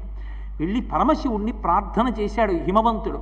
అవదా ఈశ్వర విన్నపంబు మదిలో నాలింపు, ఈ వివిధారత్నము పెట్టిపోయతను మీ యొద్దన్ భవద్దాసియై తివుటన్ వర్తన చేయుచుండెడిది, తప్పుల్ మీరు ఊహింపకన్ పరిచర్యల్ చాలా చేయింపుడి అన్నాడు. అవదా ఈశ్వర విన్నపంబు మదిలో ఆలింపు, మదిలో ఆలోచించు, మనసులో ఆలోచించవయ్యా, పైకి చెవితో విను అనకు. నా హృదయం ఏమిటో అర్థం చేసుకో. ఈ యువిధారత్నము పెట్టిపోయదను మీ యొద్దన్, ఏదో పెట్టి వదిలేస్తాను, లేకపోతే నా జేబులో ఉన్నటువంటి ₹1 కాసు వదిలేస్తానన్నట్లుగా ఈ పిల్లని మీ దగ్గర వదిలేస్తానన్నాడు. అంతే, పెట్టిపోయదను, మీ దగ్గర వదిలి వెళ్ళిపోతాను. ఎందుకో తెలుసా? మీ దగ్గర ఉండడమే ఆ అమ్మాయి భవిష్యత్తుకి కారణం. మీరున్నన్నాళ్ళు మీకు సపర్య చేస్తుంది. మీ యొద్దన్ పెట్టిపోయదను భవద్దాసి తివుటన్ వర్తన చేయుచుండెడిది ప్రీతిన్ మీరు రక్షింపుడి. ఆ పిల్ల చిన్నది, దానికి ఏం తెలియదు, తండ్రి కదూ, ఆర్తి. అది ఏం చేస్తూ ఉంటుంది? తింటుంది, ఆకలిస్తే తిరుగుతూ ఉంటుంది. కానీ మీరేం చేస్తారో తెలుసా? ప్రీతిని మీరు రక్షింపుడి. మీ నాన్న ఎందుకు ఇక్కడ ఉంచాడు? ఏ పర్ణశాల తొడవాలని తెలియదా? పూజకి కాసిన పువ్వులు కోసి పట్టుకురావాలని తెలియదా? స్నానం చేసి కాసిన నీళ్లు అక్కడ పూజకి పెట్టాలని తెలియదా? ఎందుకు వచ్చినట్టు నువ్వు అనకండి. దానికి ఏం తెలియదని నేనే మీకు చెప్పుకుంటున్నాను. ఈ మాటలు ఎక్కడొస్తాయో తెలుసా? దీనికి సాహిత్య ప్రవేశం ఉండక్కర్లేదు. ఆర్తి పొంగిన నాడు ప్రతి తండ్రి కంఠంలోంచి వస్తాయి. అష్టవర్షేద్ భవేత్ కన్యా అంటూ పాలు చేతులకి రాసి అత్తగారికి, మామగారికి, భర్తకి ఆడపిల్లని అప్పజెప్పేశాక ఇంత గంభీరమైన పురుషుడు గదిలోకి వెళ్ళి తలుపులు వేసుకుని బావురుమంటాడు. అల్లుణ్ణి పక్క గదిలోకి తీసుకెళ్ళి కూతురు బలం మాట్లాడు, కూతురు బలహీనత మాట్లాడతాడు. దానికి ఏం తెలియదయ్యా, ఎక్కువ మాట్లాడేస్తుంది, దాచుకోవడం రాదు, ఉన్నమాట అంటుంది. ఎప్పుడైనా మీ అమ్మగారు, నాన్నగారు, మీ అన్నయ్య వాళ్ళు నొచ్చుకుంటారేమో, కడుపులో పెట్టుకోసుమా, ఎప్పుడైనా దాన్ని దెబ్బలాడే ముందు అది చేసిన తప్పుని చూసినప్పుడు నన్ను గుర్తు తెచ్చుకో, నా ముఖం గుర్తు తెచ్చుకోయే, తొందరపడి దండించకు సుమా, నీకు ఇచ్చానని బతుకుతాను నేనంటాడు. తండ్రి గుండెల్లోంచి వచ్చేటటువంటి మాటలు, ఆమె జీవిత అభ్యున్నతి కొరకు మాట్లాడినటువంటి హిమవంతుడు ఎంత గొప్పగా మాట్లాడాడో చూడు. అవదా ఈశ్వర విన్నపంబు మదిలో నాలింపు, ఈ యువిదారత్నము పెట్టిపోయదను మీ యొద్దన్, భవద్దాసి అయి తివుటన్ వర్తన చేయుచుండెడిది ప్రీతిన్ మీరు రక్షింపుడి, అవిరోధంబు నదీల పెట్టి పరిచర్యల్ చాలా చేయింపుడి. నేనేమైనా అనుకుంటానేమో, పిల్ల ఏమైనా అనుకుంటుందేమో అని అనుకోవద్దు. ఇక్కడ ఉండడం అది ఆడుకోవడానికి తినడానికి కాదు, మీ మనసు రంజిల్లేటట్టు పరిచర్య చెయ్యాలి. మీరు శాసించండి. పాప కాసిన పువ్వులు కోసి తెచ్చి ఎక్కడ పెట్టమ్మా అనండి, కాస్త స్నానం చేసి మಣ್ಣీళ్ళు తెచ్చి ఎక్కడ పెట్టు అనండి. నేను పూజ చేసుకుంటాను, నువ్వు ప్రతిరోజు 5 అయ్యేటప్పటికి ఇక్కడ తుడి చేసి కాస్త ముగ్గేసి ఓ పీట అయ్యాలి సుమా అని చెప్పండి. పరిచర్యలు చాలా చేయింపుడి, ఈమెతో పని చేయించండి. ఎందుకని? మీకు చేసినది ఏది ఉందో, మీరు తృప్తి పొందినది ఏది ఉందో అది పరమేశ్వరుడి తృప్తి. పరమేశ్వరుడు తృప్తి పొందుతాడో లేదో భక్తి యందు నాకు తెలియదు, ఆడపిల్ల కర్మాధికారం ఏది. కానీ మీరు తృప్తి పొంది ఈ పిల్ల బ్రతుకు బాగుండాలని ఒక్క మాట అంటే ఇక నా కూతురు గురించి నేను చూసుకోక్కర్లేదు. కాబట్టి మీరు ఆ పిల్లతో సేవ చేయించుకోండి. చాలా సంతోషించాడు శివుడు. ఆయన కామమోహితుడు కాడు, ఆయనకి తెలుసు తన ఇల్లాలేనని, ఆమెకి తెలుసు తన భర్తేనని. కానీ పార్వతీ కళ్యాణం అంత గుంభరంగా ఉంటుంది. శాస్త్రం శాస్త్రమే. శాస్త్రమర్యాదతో వివాహం జరిగే వరకు తండ్రి పరువు బజార్న పడైదు. ఈయన నా పతియే అని ఓరచూపు చూడదు. ఆయన అలా చూడడు. ఆయన ఋషిలా ఉంటాడు. ఆమె పరిచర్య చేయడానికి వచ్చిన వేరొక తండ్రి కుమార్తెలాగే ఉంటుంది. అందుకే బాలగానే సపర్య చేస్తోంది. ఈ సపర్య జరుగుతోంది. ఇలా కొంతకాలం జరుగుతుంటే దేవతలు తొందరపడిపోయారు. పార్వతీదేవి సేవ చేస్తోంది, పరమశివుడు చేయించుకుంటున్నాడు. ఆయన భార్యగా చూడడు, ఆమె భర్తగా చూడదు. ఇద్దరూ, ఆమెది కుమార్తె ధర్మం, ఈయనది తపస్వి ధర్మం. ఇద్దరు ఎవరి ధర్మానికి వాళ్ళు కట్టుబడ్డారు. ఈయన తపస్సు చేసుకుంటాడు, ఆవిడ పువ్వులు ఎడుతుంది, నీళ్లు ఎడుతుంది, పేటేస్తుంది. మన బతుకులు ఎప్పుడు తెల్లారతాయి? తారకాసురుడి మీద యుద్ధం చేసే కొడుకు ఎప్పుడు పుడతాడు వీళ్ళకి? వాడు ఎప్పుడు సర్వసైన్యాధిపత్యం వహిస్తాడు? ఇది వీళ్ళ తొందర. అందుకని దేవతలందరూ కలిసి మళ్ళీ బ్రహ్మగారి దగ్గరికి వెళ్ళి ప్రార్థన చేశారు. అయ్యా వీళ్ళకి ఎప్పుడు కొడుకు పుడతాడని అడిగారు. ఎప్పుడు కొడుకు పుడతాడని నన్ను అడుగుతారేమిట్రా? పరమశివుడికి ఎప్పుడు పార్వతీదేవి యందు అనురక్తి కలిగితే అప్పుడు పుడతాడన్నారు. ఇంద్రుడు కించిత్ దోషభూయిష్టమైన ఆలోచన చేశాడు. తండ్రి దగ్గర మాట్లాడేటటువంటి కొడుకు తండ్రి దగ్గర మాట్లాడడానికి యోగ్యమైనవి మాట్లాడాలి తప్ప అదుపు తప్పి మాట్లాడకూడదు. తండ్రి గౌరవం తండ్రిది. తండ్రికి కొడుకు మన్మథుడు. మన్మథుడు తండ్రి మీద బాణం వేయడం ఏమిటి? ఇంద్రుడు తొందరపడిపోయి దేవతారక్షణ కొరకు మన్మథుణ్ణి పిలిచాడు. పిలిచి పురహరునకు అద్రిజకును బరగన్ ప్రభవించునట్టి బలిజుడు అతనించ సంహరించుగాన అద్రికన్యకను పురహరునకు కూర్చి కీర్తి బడయుము మదనా అన్నాడు. ఓ మన్మథ, ఒక్క ఉపకారం చెయ్యి. ఈ పురహరునకు అద్రికన్యకకును అంటే పార్వతీదేవికి పరమశివుడికి పుట్టేటటువంటి కొడుకు ఎవరున్నాడో వాడే తారకాసుర సంహారం చేయగలడు. ఈ వీళ్ళిద్దరికీ కొడుకు పుట్టాలంటే వీళ్ళిద్దరూ ఒకరి యందు ఒకరు అనురక్తులు కావాలి. అందుకని నువ్వు వెళ్ళి పుష్పబాణాలు వేయి. నీ బాణాలు వేస్తే మన్మథ బాణాలు తగిలితే అనురక్తి కలుగుతుంది. ఆమె యందు భార్యా దృష్టితో చూస్తాడు. చూస్తే వాళ్ళిద్దరికీ ఓ కొడుకు పుడతాడు. మనం గబగబా తీసుకొచ్చి వాడికి శాస్త్రాలు చెప్పి పెద్ద చేసేసి సన్యాధిపత్యం ఇచ్చేస్తే వాడు బాణం వేసేస్తే తారకాసురుడు చచ్చిపోతే మనందరం హాయిగా ఉంటాం. కాబట్టి ఇప్పుడు ఇంద్రుడి ప్రణాళిక ఇది. అందుకని మన్మధుడిని పిలిచి బాణం వేయమన్నాడు. బాణం వేయమంటే పాపం చాలా చోట్ల ఏదో మన్మధుడు వెళ్ళిపోయాడు బాణం వేసాడంటారు. అలా ఏం వేయలేదు. ఆయన చాలా భయపడిపోయాడు. ఇదేమిటయా, నన్ను పిలిచి పరమశివుడి దగ్గరికి వెళ్ళి బాణం వేయమంటావేమిటి? ఇది ఏమైనా సాధ్యమయ్యేటటువంటి పనా?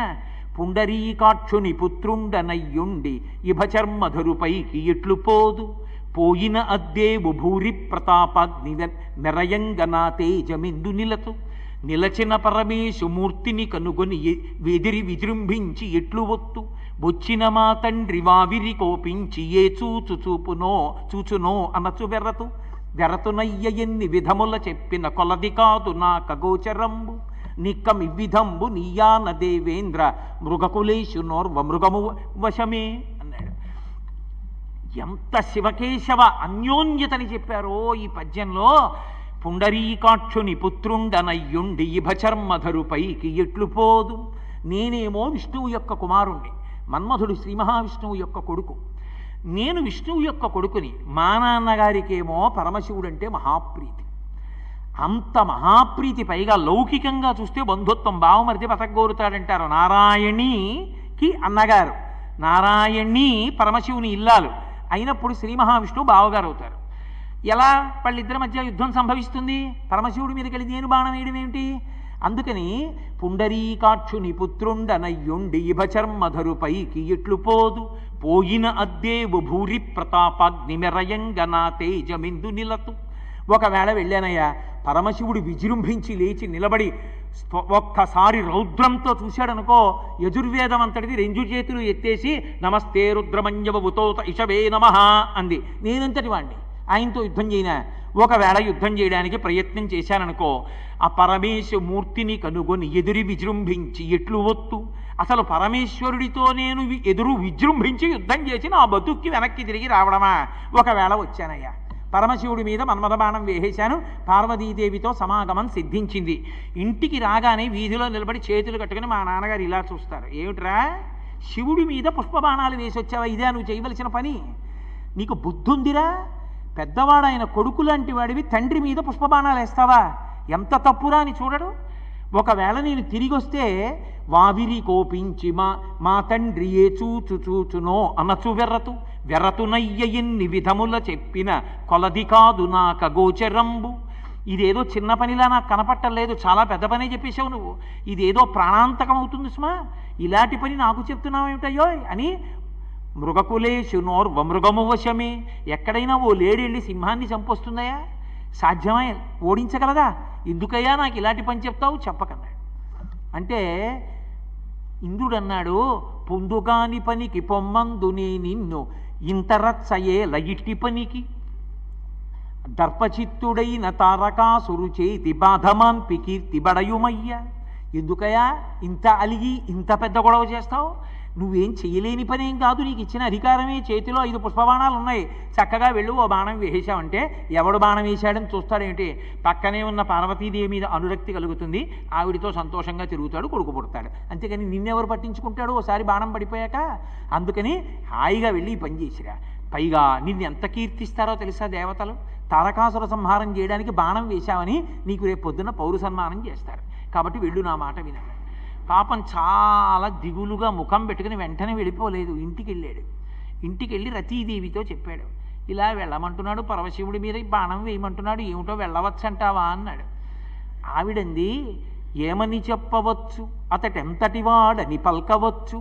ఈ భూమియు ఆకాశంబు ఆత్మయు అగ్నియున్ జలపూరము ఆత్మ సూర్యుడు చంద్రుడున్ గాలియు సోముడున్ చండభానుడకు సూర్యుడు ఆతడు తాను బ్రహ్మయున్ తామరసాక్షుడున్ అతని తత్వముకానరు నీకు శక్యమే. ఓయి మన్మథుడా, శివుడి మీదకి యుద్ధానికి ఎడతావా? శివుడి మీద పుష్పబాణం వేస్తావా? ఎంత ప్రమాదకరమైన పనికి ఎడుతున్నావు. అసలు అతని గురించి ఏం చెప్పచ్చు? ఆయన ఏమైనా సాధారణమైన ఒక మనిషి అనుకుంటున్నావా బాణం వేయడానికి? ఈ 8గా ఉండేటటువంటి అష్టమూర్తి తత్వంతో ఆయనే పృథివీ, ఆయనే అగ్ని, ఆయనే నీరు, ఆయనే వాయువు, ఆయనే ఆకాశం, ఆయనే సూర్యుడు, ఆయనే చంద్రుడు, ఆయనే యజమాని.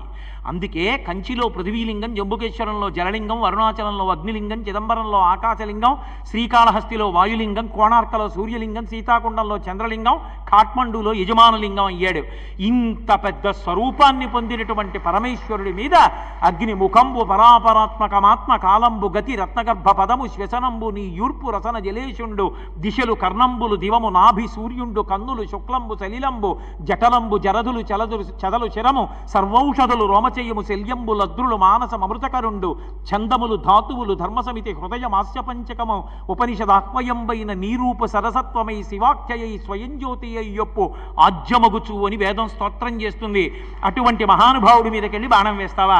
ఏమని చెప్పవచ్చు, అతడెంతటి వాడని పల్కవచ్చు. ఈ భూమియు ఆకాశంబు జలపూరము ఆత్మ అగ్నియున్ గాలియు సోముడున్ ఆతడు తాను బ్రహ్మయున్ తామరసాక్షుడున్ అతని సాటికి రారు నీకు శక్యమే. 8 మూర్తులుగా ఉండేటటువంటి వాడు భోరంభంశనలో నిలోంబర మహార్నాథో హిమాంసొప్పుమాన్ నిత్యాభాతి చరాచరాత్మకమిదం యస్యైవ మూర్ఛష్టకం నాణ్యక్కించన విద్యతే విమృశతాం యస్మాత్ పరస్మాత్ విభో తస్మై శ్రీ గురుమూర్తయే నమ ఇదం శ్రీ దక్షిణామూర్తయే అని స్తోత్రం చేస్తారు శంకరులు. అటువంటి పరమశివుడి మీదకి యుద్ధానికి ఎడతావా? నా మాట విను, వెళ్ళకండి. తప్పదు, ఇంద్రుడి ఆజ్ఞ, నేను వెళ్ళవలసిందే అని పాపం బయలుదేరాడు. మన్మధుడేం తెంపరితనంతో వెళ్ళినట్టుగా చెప్పలేదు. వెళ్ళాడు, అనుకూలమైనటువంటి స్థితి కోసం చూస్తున్నాడు. వెనక రావలసిన వాళ్ళు ఏదో వచ్చారు, వసంతాదులందరూను. పార్వతీదేవి దగ్గరగా ఉండి పరమశివుడికి సపర్య చేస్తున్నటువంటి సమయాన్ని లెక్కలో పెట్టుకుని ఆయన పార్వతీదేవి యందు అనురక్తుడవుతాడనేటటువంటి భావన చేత ఆయన దగ్గర ఉన్నటువంటి 5 పుష్పబాణములలో మొదటి పుష్పబాణాన్ని పరమశివుడి మీదకి ప్రయోగించాడు. ఆ బాణం వెళ్ళి ఆయన గుండెల మీద తగిలింది. తగలగానే మనోవికారం కలిగింది. ఏమిటి నాకు మనోవికారం కలిగింది, ఎవరు వేశాడు ఈ బాణమని? నేను తపస్సులో ఉండగా నాకు వికారమును కల్పించిన వాడెవరు? పుత్ర సదృశుడు నా మీద బాణం వెయ్యొచ్చా? ఇలా తండ్రికి కామం కలిగేటట్టుగా కొడుకు ప్రవర్తించచ్చా? ఇంకంతకన్నా నేను అనకూడదు. ఇది పరమశివుడి ఆగ్రహానికి కారణమైంది. ఒక్కసారి తేరిపారి చూశాడు. పొదల మాటను ధనస్సు పట్టుకుని 2వ బాణ ప్రయోగానికి సిద్ధపడుతున్నాడు. అంతే, 3వ కంటి రెప్ప పైకెత్తాడు. భుగభుగమను పెనుమంటలు భగభగమని మండనంత బ్రహ్మాండంబుల్ దిగుదిగులు దిగులు దిగులన తెగిమరుపై చిచ్చు కన్ను దేవుడు విచ్చెన్. ఒక్కసారి బ్రహ్మాండమంతా భగ్గుమంది మంట. ఆ మంట ఒక్కసారి ముద్ద కట్టి వెళ్ళి మన్మధుడి మీదకి వెళ్ళేటప్పటికి బూది కుప్పై కింద పడిపోయాడు. కింద పడిపోయిన తర్వాత ఆ మంట ఇంకా చెలరేగి రేగింది పైకి. అప్పుడు దేవతలందరూ వచ్చి స్తోత్రం చేశారు, ఈ అగ్ని అందరినీ కాల్చేస్తుంది, ఈశ్వర దాన్ని అణిచిపెట్టమన్నారు. ఇక విడిచిపెట్టేసినటువంటి అగ్నిని ఆపడం కుదరదు. అందుకని దీన్ని బడబాగ్ని అన్న పేరుతో సముద్రం లోపల ఉంచుతాను. ఎప్పుడు లోకం ధర్మం తప్పి భోగముల యందు అనురక్తి పెరుగుతుందో అప్పుడు సముద్రంలోంచి పైకొస్తుందన్నాడు. అది ఉప్పెన అని మనం పిలుస్తున్నాం. భారతదేశానికి సునామీ రాదు. ఎందుకని అంటే ఇక్కడ వేదధర్మం ఉంది. ఇంకా వేదం చదువుకున్న వాళ్ళు ఉన్నారు, యజ్ఞయాగాది క్రతువుల మీద నమ్మకం ఉన్నవాళ్ళు ఉన్నారు, రామాయణ భారత భాగవతాది గ్రంథములను చదువుకుంటున్న వాళ్ళు ఉన్నారు. తెల్లవారి లేస్తే శంకరాచార్యుల వారు తెచ్చినటువంటి శివలింగాలకు అభిషేకాలు జరుగుతున్నాయి. 7 కొండలెక్కి వెంకటరమణుడు కాపాడుతూనే ఉన్నాడు. ఉండగా మనకెందుకు ఆపదొస్తుంది? అందుకే ఈ దేశానికి సునామీ రాలేదు. వస్తుందనుకున్నా తప్పిపోయింది. కాబట్టి ఆ బడబాగ్ని రూపాన్ని పొంది పరమశివుని 3వ కంటిలోంచి వచ్చినటువంటి మంట సముద్ర గర్భంలోకి వెళ్ళింది. ఇక్కడ పాపం ఆ మన్మధుడు కాలి బూడిదైపోయాడు. వెంట వచ్చిన వాళ్ళందరూ ఎవరి మానాన వాళ్ళు వెళ్ళిపోయారు. ఎవరు అడుగుతారు మన్మధుడిని బతికించమని? అందరూ వెళ్ళిపోయారు. వెళ్ళిపోతే రతీదేవి మాత్రం గుండెలు బాతుకుని ఏడ్చింది. రారే ఏడుపు మన్పరే మధురిపున్ రప్పింపరే కావరే పోరే కుయ్యి ఎరిగింపరే సిరికిన పుణ్యంబు విన్పింపరే తారే దేవరవేడినా పెనిమిటిం దీర్ఘాయుషోపేతుగా ఈరే మంగళసూత్రబంధనము మీకెంతేని పుణ్యంబగున్ అని. రండి రండి ఓ దేవతలారా, మీ అందరే పురిగొల్పారు నా భర్తని. పరమశివుని యొక్క 3వ కంటి మంటలలో కాలి బూడిదైపోయాడు. కనీసం మా అత్తగారైనటువంటి లక్ష్మీదేవికి వెళ్ళి మీ కోడలు చేసుకున్న అల్పపుణ్యం ఇటువంటిది అని చెప్పండి. నా మామగారైనటువంటి శ్రీ మహావిష్ణువుని పిలిపించండి. ఆయన ప్రార్థన చేస్తే పరమశివుడు అంగీకరిస్తాడు. మధురిపిన్ రెప్పింపరే కావరే పోరే సిరికినా పుణ్యంబు విన్పింపరే తేరే దేవరవేడినా పెనిమిటిం దీర్ఘాయుషోపేతుగా, దీర్ఘాయుష్మంతుడిగా నా భర్తని మళ్ళీ తిరిగి తీసుకురండి. ఈరే మంగళసూత్ర బంధనము మీకెంతేని పుణ్యంబగున్, నాకు ఆ మంగళసూత్రాన్ని నిలబెట్టండి, మీకు పుణ్యం అవుతుందని తల్లులు పుణ్యగేహినులు తండ్రులు పుణ్యజనంబులంచునా ఉల్లమునందు నేతలంతో ఓ సురగేహినులార మీరు నా తల్లులు నేను కూతురను ధర్మపు నోముల దాన నన్మిక్కిలి మెచ్చి మీ అల్లుని తెచ్చి ఇచ్చినన్మరల 5వచే ఎరెమీకు మ్రొక్కెదన్. ఓ దేవతాకాంతలారా, మీ అందరూ నాకు తల్లులు, ఋషులందరూ నాకు తండ్రులు, మీకందరికీ నేను కూతురు లాంటి దాన్ని, ధర్మంతో నోములు నోచిన దాన్ని, నా 5వతనాన్ని నాకు మళ్ళీ నిలబెట్టండి అని గుండెలు బాతుకుని ఏడుస్తోంది. చూసింది అమ్మవారు. చూసి అక్కడ భావాస్వరూపంతో ఉంది, కానీ అమ్మవారు అనుగ్రహించింది. ఇక్కడ మన్మధుడు కొంతకాలం పాటు నీ కంటికి కనపడడు, కానీ ఒక్క రతీదేవికి మాత్రం కనపడేటట్టుగా అనుగ్రహిస్తూ శరీరం లేకుండానే మన్మధుడు అందరి మీద బాణాలు వేసి పునరుత్పత్తి జరిగేటట్టుగా ఆమె మళ్ళీ అనుగ్రహించింది. అప్పుడు పరమశివుడు జోక్యం చేసుకుని రతీదేవి యొక్క ఏడుపు విని మళ్ళీ ఒకానొకప్పుడు శ్రీ మహావిష్ణువు కృష్ణావతారం స్వీకరించిన నాడు ప్రద్యుమ్నుడన్న పేరుతో పుడతాడు. శంబరాసురుడన్న రాక్షసుడు తీసుకెళ్లి సముద్రంలో పడేస్తే రక్షించుకుంటావు. అప్పుడు మళ్ళీ రూపాన్ని పొంది నువ్వు చూడడానికి వీలవుతాడు. అప్పటి వరకు రూపం లేకుండానే మన్మధుడు బాణాలు వేస్తాడని అనుగ్రహించాడు. ఇక్కడ మీరు నన్ను ఒక ప్రశ్న వెయ్యొచ్చు, ఏమండి మన్మధుడు లేకపోవడం చాలా అదృష్టం కదా, ఆయన ఉండబట్టే కదా మనందరం పుట్టడం చావడం ఇవన్నీ జరుగుతున్నాయి, ఈ గొడవ లేకపోతే ఎంత బాగుండేదండి, ఎందుకు మళ్ళీ మన్మధుడిని బతికించినట్టు అని. కానీ మీరు ఒక్కటి అర్థం చేసుకోండి, మన్మధుడు ఉండాలి. ఎందుకు ఉండాలి అంటే మన్మధుడు ఉంటేనే శరీరాలు వస్తాయి. శరీరం వస్తే పుణ్యం చెయ్యొచ్చు, శరీరం ఉంటే రామాయణం చదవచ్చు. శరీరం ఉంది కాబట్టి నేను పార్వతీ కళ్యాణం చెప్తున్నాను, శరీరం ఉంది కాబట్టి మీరు వింటున్నారు. శరీరం ఉంది కాబట్టి బిడ్డల్ని కని పితృరుణాన్ని తీర్చుకోవచ్చు. శరీరం ఉంటే భగవద్గ్రంథాల్ని చదివి ఋషిరుణం తీర్చుకోవచ్చు. శరీరం ఉంటే యజ్ఞయాగాది క్రతువులు చేసి దేవతారుణం తీర్చుకోవచ్చు. లేనప్పుడు పాపపుణ్యాలు అలాగే ఉండిపోతాయి. జీవుడు మోక్షాన్ని ఎలా పొందుతాడు? పొందడం కుదరదు. అందుకని అమ్మవారు మళ్ళీ మన్మధుడికి ప్రాణం ఇచ్చింది, ఇచ్చి మళ్ళీ సృష్టించింది. మళ్ళీ ఆయన సాకారుడు ఎప్పుడవుతాడో పరమశివుడు అనుగ్రహించాడు. ఎప్పుడైతే ఇంత పెద్ద అల్లరి జరిగిందో పరమశివుడు అక్కడి నుంచి వెళ్ళిపోయాడు. ఆ హిమవంతుడికి తెలిసింది పరమశివుడు వెళ్ళిపోయాట, నా కూతురు సపర్య చేస్తున్నప్పుడు నా కూతురు యందు అనురక్తుడు కావాలనే మన్మధుడు బాణం వేశాట, మూడో కన్ను తెరిచాట, ఇంత పెద్ద గొడవ అయిందిటని తెలిసి అంతన్కొండలరాజు నెమ్మనములో ఆవర్తనాలించి వే సంతాపంబున చిన్నబోయిచని సర్వేశ్వరుం కానక అచ్చం తాందోళ విచారయైన తనయం తావేగ గొంపోయే ఆ కన్యారత్నము తండ్రి తొట్టుకొని తనంగానే సీతాద్రికిన్. అయ్యో అమ్మాయి, నువ్వేదో పుణ్యం చేసుకుంటావు, పరమశివుడికి సేవ చేస్తావని నేను తీసుకొచ్చి ఇక్కడ సపర్యలో వినియోగిస్తే ఆ మన్మధుడు వచ్చి బాణం వేయడం ఏమిటి, పరమశివుడు మూడో కన్ను తెరవడం ఏమిటి, మన్మధుడు కాలిపోవడం ఏమిటి, నీకింత అప్రతిష్ట రావడం ఏమిటి, రామ్మ వెళ్ళిపోదామని చెప్పి మళ్ళీ ఆ పార్వతీదేవిని తీసుకుని హిమవత్ పర్వతానికి అంతఃపురానికి వెళ్ళిపోయాడు. పరమశివుడు తపస్సుకి వెళ్ళిపోయాడు, పార్వతీదేవి ఇంటికి వెళ్ళిపోయాడు. ఏడి తారకాసుర సంహారం మళ్ళీ అయిపోయాడు. మళ్ళీ దేవతలందరూ తలకాయలు పట్టుకున్నారు. ఎప్పటికవుతుంది ఈ పార్వతీ కళ్యాణం? పార్వతీ కళ్యాణం అవ్వాలి, సుబ్రహ్మణ్య జననం జరగాలి, అయితే కానీ తారకాసుర సంహారం లేదు. మళ్ళీ కథ మొదటికి వచ్చేసింది. ఎలా? ఇక ఈ మాట మన ప్రయత్నం, మనం తొందరపడిపోవడం, మనం బాణాలు వేసేయడం, ఇట్లాంటి తెంపరి పనులు పనికిరావు.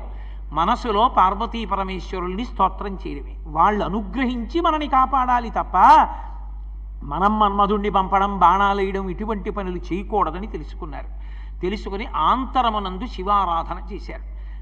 చేస్తే ఆయన వెంటనే కోయదొరసాని వేషం కట్టాడు పరమశివుడు. వేషం కట్టి మళ్ళీ హిమవంతుని యొక్క ఇంటికి వెళ్ళాడు. ఎందుకని? కార్యసాధన ఎలా జరుగుతుంది? మళ్ళీ వెళ్ళి తపస్సు కూర్చుని మీ అమ్మాయిని పంపించి సపర్య కన్నాడు అనుకోండి, హిమవంతుడు పంపిస్తాడేంటి? పంపించడం. అందుకని కార్యం సాధింపబడాలి అంటే ఎరుకల సాని నోట్లోంచి వచ్చేటటువంటి మాటని సత్యంగా భావిస్తారు. అందుకని ఆయన ఒక ఎరుకల సాని వేషం కట్టి లోక సంరక్షణ కొరకు మనం తొందరపడిపోయి తప్పులు చేస్తాం, మన్ని రక్షించడానికి పరమేశ్వరుడు ఎంత ఇబ్బంది పడవలసి ఉంటుందో చూడండి. కాబట్టి ఆయన కాకోధరాదీశ కంకణంబులు దాచి రత్న కంకణములు చాలా తొడిగి సామజదనుజేంద్ర చర్మాంబరము దాచి కమనీయ కనకాంబరమును కట్టి గంగా నిశానాథ కలిత జూటము దాచి కమనీయమగు ఒక కొప్పు కట్టి ఆయన ఆ ఒంటికంతటికి కూడా పావులు కంకణాలుగా పెట్టుకుంటాడు. ఆ పెట్టుకునే కంకణాలన్నీ తీసి పక్కన పెట్టేశాడు. కాకోధరాదీశ కంకణంబులు దాచి రత్న కంకణములు చాలా తొడిగి రత్నాలతో కూడుకున్నటువంటి కంకణాలు వేసుకున్నాడు. వేసుకుని దానితో పాటుగా ఆయన కట్టుకునేటటువంటి బట్ట ఒకటి ఉంటుంది. అది సామజదనుజేంద్ర చర్మాంబరము దాచి కమనీయ కనకాంబరమును కట్టి ఏనుగు తోలు ఆయన బట్ట కింద కట్టుకుంటాడు. అంటే పరమశివుడికి పట్టుబట్టలు ఉండవా అండి? ఆయన అలా ఏనుగు తోలే కట్టుకుంటాడా అండి అని అనుకోకండి.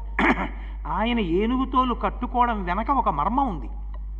కాశీపట్టణం ఆయనకి అత్యంత ప్రీతిపాత్రమైనటువంటి క్షేత్రం. గజాసురుడు అనేటటువంటి రాక్షసుడు అక్కడికి వెళ్ళి కాశీపట్టణాన్ని అంతటినీ ధ్వంసం చేసే ప్రయత్నం చేశాడు. ఆగ్రహం వచ్చి తపస్సమాధిలో ఉన్న పరమశివుడు లేచొచ్చి వీడితో పెద్ద యుద్ధం కూడా ఏమిటని త్రిశూలంతో పొడిచి పైకెత్తి ఆయన త్రిశూలం మీద ఉండగా దాన్ని పక్కన పెట్టుకుని మళ్ళీ తపస్సమాధిలో కూర్చున్నాడు. ఈ త్రిశూలానికి గుచ్చుకుని నెత్తురోడిపోతున్నటువంటి ఆ గజాసురుడు పరమశివుణ్ణి సామవేద గానంతో ప్రీతి చెందేట్టు చేశాడు.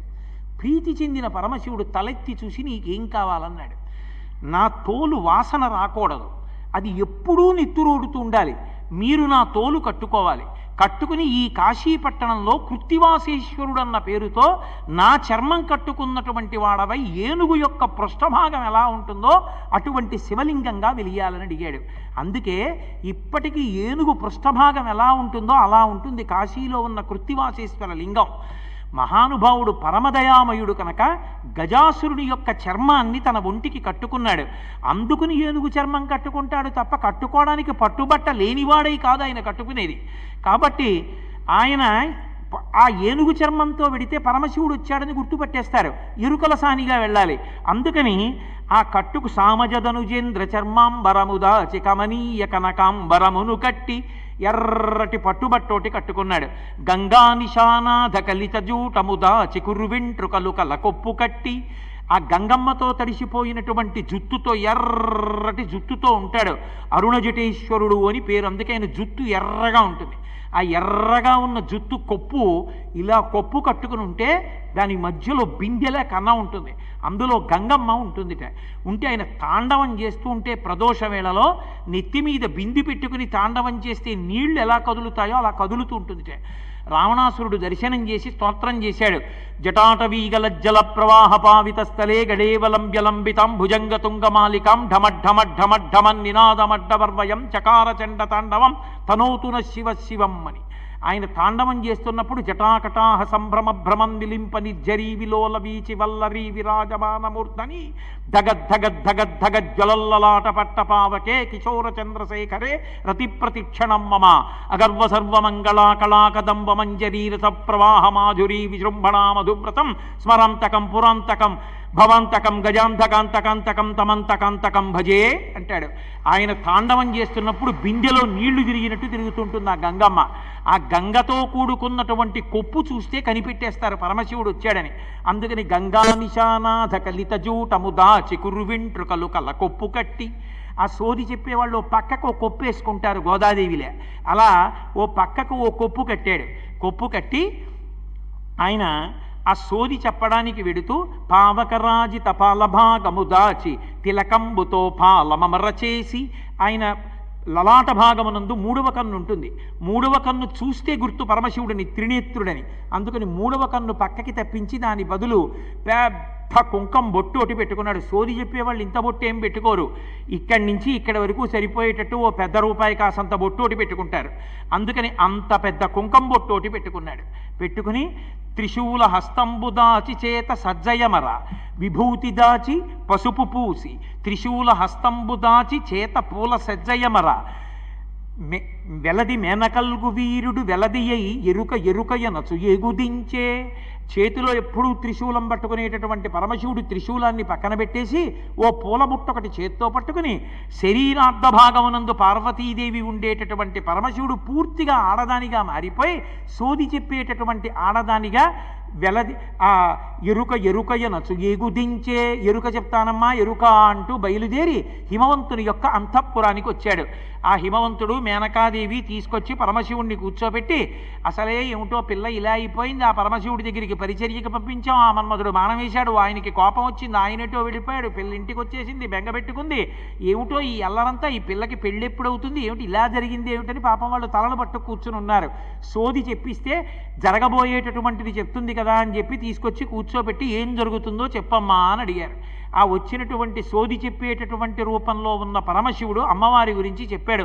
కువలయలోచన కొన్నిది నంబులు కొండల రాజింట నుండగలదు ఉండి నువిదిలతో కూడి వనంబునకేగి శివునకై తపమర్ది చేయగలదు తపమర్ది చేసిన తరలాక్షి నిన్ను గూర్చి మీనాంక వైరి యుమెచ్చగలడు మిచ్చి సంభావించి నీ తండ్రి ఇంటను వేడుక నిన్ను పెండ్లి ఆడగలడు.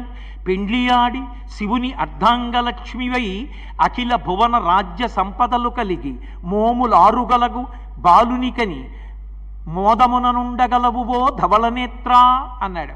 కువలయలోచన కొన్నిది నంబులు కొండల రాజింటనుండగలదు. ఈ పిల్ల నల్ల కలువలు ఎలా ఉంటాయో అటువంటి కన్నులున్నటువంటి ఈ పిల్ల కొంతకాలమే ఈ కొండలరాజైనటువంటి హిమవంతుని యొక్క ఇంట్లో ఉంటుంది. ఉండి కొంతకాలం అయిపోయిన తర్వాత ఈ పిల్ల అరణ్యానికి వెళ్ళి తపస్సు చేస్తుంది. ఆ తపస్సుకి మీనాంకవైరియు మెచ్చగలడు. మీనాంకవైరి అంటే మన్మథ శత్రువు అయినటువంటి పరమశివుడు మెచ్చుకుని ప్రత్యక్షం అవుతాడు. ప్రత్యక్షమై కన్యాదాత గారి ఇంటికి వచ్చి పెళ్లి చేసుకుంటాడు ధార్మికంగా. అందుకని ఈ హిమవంతుని ఇంట్లోనే పార్వతీ కళ్యాణం జరుగుతుంది. జరిగిన తరువాత ఈ పిల్ల అఖిల భువన రాజ్య సంపదలు కలిగి సమస్త బ్రహ్మాండములకు అధినేత్రి అవుతుంది. అయి 6 ముఖములు కలిగినటువంటి పిల్లవాడికి తల్లి అవుతుంది. ఆ పిల్లవాడు దేవతా సైన్యానికి ఆధ్యక్షం వహించి తారకాసుర సంహారం చేస్తాడు. కాబట్టి బెంగ పెట్టుకోవలసిన అవసరం లేదమ్మా, పరమశివుడి గురించి తపస్సు చెయ్యి అన్నాడు. అనేటప్పటికీ ఈ పిల్ల నేనైతే పరమశివుడి గురించి తపస్సు చేస్తాను అని తపస్సుకు బయలుదేరితే మేనకాదేవి వెంటపడి, అమ్మా తపస్సు అంటే భయంకరంగా ఉంటుంది, ఉపవాసాలు చెయ్యాలి, ఎక్కడో అరణ్యంలో కూర్చోవాలి, మంచులో నించోవాలి, అగ్నిహోత్రంలో నించోవాలి, వర్షంలో తడిచిపోవాలి, శరీరం సొక్కిపోతుందమ్మా, ఇంత లావణ్యంతో ఉండే పిల్లవి వెళ్ళవద్దని వెంటపడింది. వెళ్ళవద్దు అంది. కాబట్టి ఉమా అంటే తపస్సుకి వెళ్ళవద్దు. ఆ మేనకాదేవి చేత తపస్సుకి వెళ్ళవద్దు అని ప్రార్థన చేయబడినటువంటి పిల్ల కనుక ఆమెకి ఉమా అని పేరు వచ్చింది. వెళ్ళి ఇది పగలని ఇదిరేయని ఇది చలి ఇది ఎండ వాన ఇది అని సతిత మనమున్న తలపక పదపడిక లంబు సలిపె పరమత పంబున్. ఇది చలి, ఇది ఎండ, ఇది పగలు, ఇది రాత్రి, ఇది వాన అని చూడకుండా చాలా కాలం ఆ తల్లి అపర్ణ అయి తపస్సు చేసింది. అపర్ణ అంటే ఆకులు కూడా తినడం మానేసింది. కొన్నాళ్ళు ఆకులే తినేది. పరమశివుడు బాహ్య సౌందర్యాలకి లొంగేవాడు కాడు, అంతఃసౌందర్యానికి లొంగుతాడు. కాబట్టి ఆ తల్లి గర్భలా అయిపోయింది సన్నగా. అంత తపస్సు చేస్తుంటే ఆమె యొక్క వైభవాన్ని, ఆమె యొక్క పాతివ్రత్యాన్ని, పరమశివుని యందు ఆమెకున్న అనురక్తిని లోకానికి చాటి చెప్పడానికి పరమశివుడే బ్రహ్మచారి రూపం వేసుకొని వచ్చాడు. వచ్చి ఆ తనరు ముమ్మారు చుట్టిన దర్భముంజితో పలమిరుంగు చక్కని గోచితోడ మొలనున్న ధవళంపు చిన్ని వస్త్రముతోడ వెలుపల పెట్టిన వెలిజన్నిదములతోడ. ఆ బ్రహ్మచారిగా వచ్చినటువంటి వాడు ఓ గోచి పెట్టుకుని దర్భలతో కూడినటువంటి ముంజి కట్టుకుని ఆ అక్షమాలతోడ ఆ చిన్న కూకటి జుత్తుతోడ మేధావి బొట్టుతోడ ఎడమ చేత తనదు పొడుగు దండంబు వ్రేల ఉంగరంబును దర్భయును వెలుంగ గొడుగు పట్టి వడుగు కుర్రడైతను దించె సూలిమంచు కొండ చూలికడకు. ఓ చేత్తో గొడుగు పట్టుకుని, ఓ చేత్తో పెద్ద కర్ర పట్టుకుని, కుడి చేతిలో దర్భలు పెట్టుకుని, బ్రహ్మచారి పెట్టుకోవలసినటువంటి ఆ ఉంగరాన్ని పెట్టుకుని ఆ పార్వతీదేవి దగ్గరికి బ్రహ్మచారి ఎలా ఉంటాడో అటువంటి రూపంతో దర్భల ముంజి కట్టుకున్నటువంటి వాడై ఆవిడ దగ్గరికి వచ్చాడు. వచ్చి, ఓ పార్వతి, ఎందుకమ్మా తపస్సు చేస్తున్నావు? ఎవరి కోసం తపస్సు చేస్తున్నావు తల్లి అని అడిగాడు. పరమశివుడి గురించి తపస్సు చేస్తున్నానంది. ఎందుకమ్మా పరమశివుడి గురించి తపస్సు అన్నాడు. ఆయనకి ఇల్లాలు కావాలనుకుంటున్నాను, అందుకు తపస్సు చేస్తున్నానంది. అంటే బ్రహ్మచారి రూపంలో ఉన్న శివుడు ఎవరో శివనింద చేయడం కాదు, శివుడే తన కొరకు తనని వివాహం చేసుకోవాలని తపస్సు చేస్తున్న పార్వతీదేవి దగ్గరికి వచ్చి తనని తాను నింద చేసుకున్నాడు బ్రహ్మచారి రూపంలో. అయ్యయ్యయ్యయ్యో, అతని కోసం పెద్ద తపస్సు కూడా ఏమిటమ్మా నా మొహం. ఎటువంటి వాడో తెలుసా? తరలాక్షియాతడు ధనవంతుడందుమా కోరివేడిన కాని కూడు లేదు, చిన్నారి వయసున చిన్నవాడందుమా ఏనాటి వాడుకో ఎరుకలేదు, ఆకారమున అతడు బలమేటి ఎందుమా ఆకారమిట్టిదో అరయరాదు, కులగోత్రములు 2 తెలియదమందుమా తల్లిదండ్రులెప్పుడు ధరణి లేరు, తెలుప ఒంటివాడు దేవుండు చూడడే మాయచేతో కపట మంత్రములను మగువ నిన్ను ఎట్లు మరగించుకున్నాడో కాని తగినవాడు కాడు అన్నాడు. ఓ పిచ్చి పార్వతి, శివుడి గురించి తపస్సోట ఏమిటమ్మా? ఆయన గురించి తపస్సు ఏమిటమ్మా?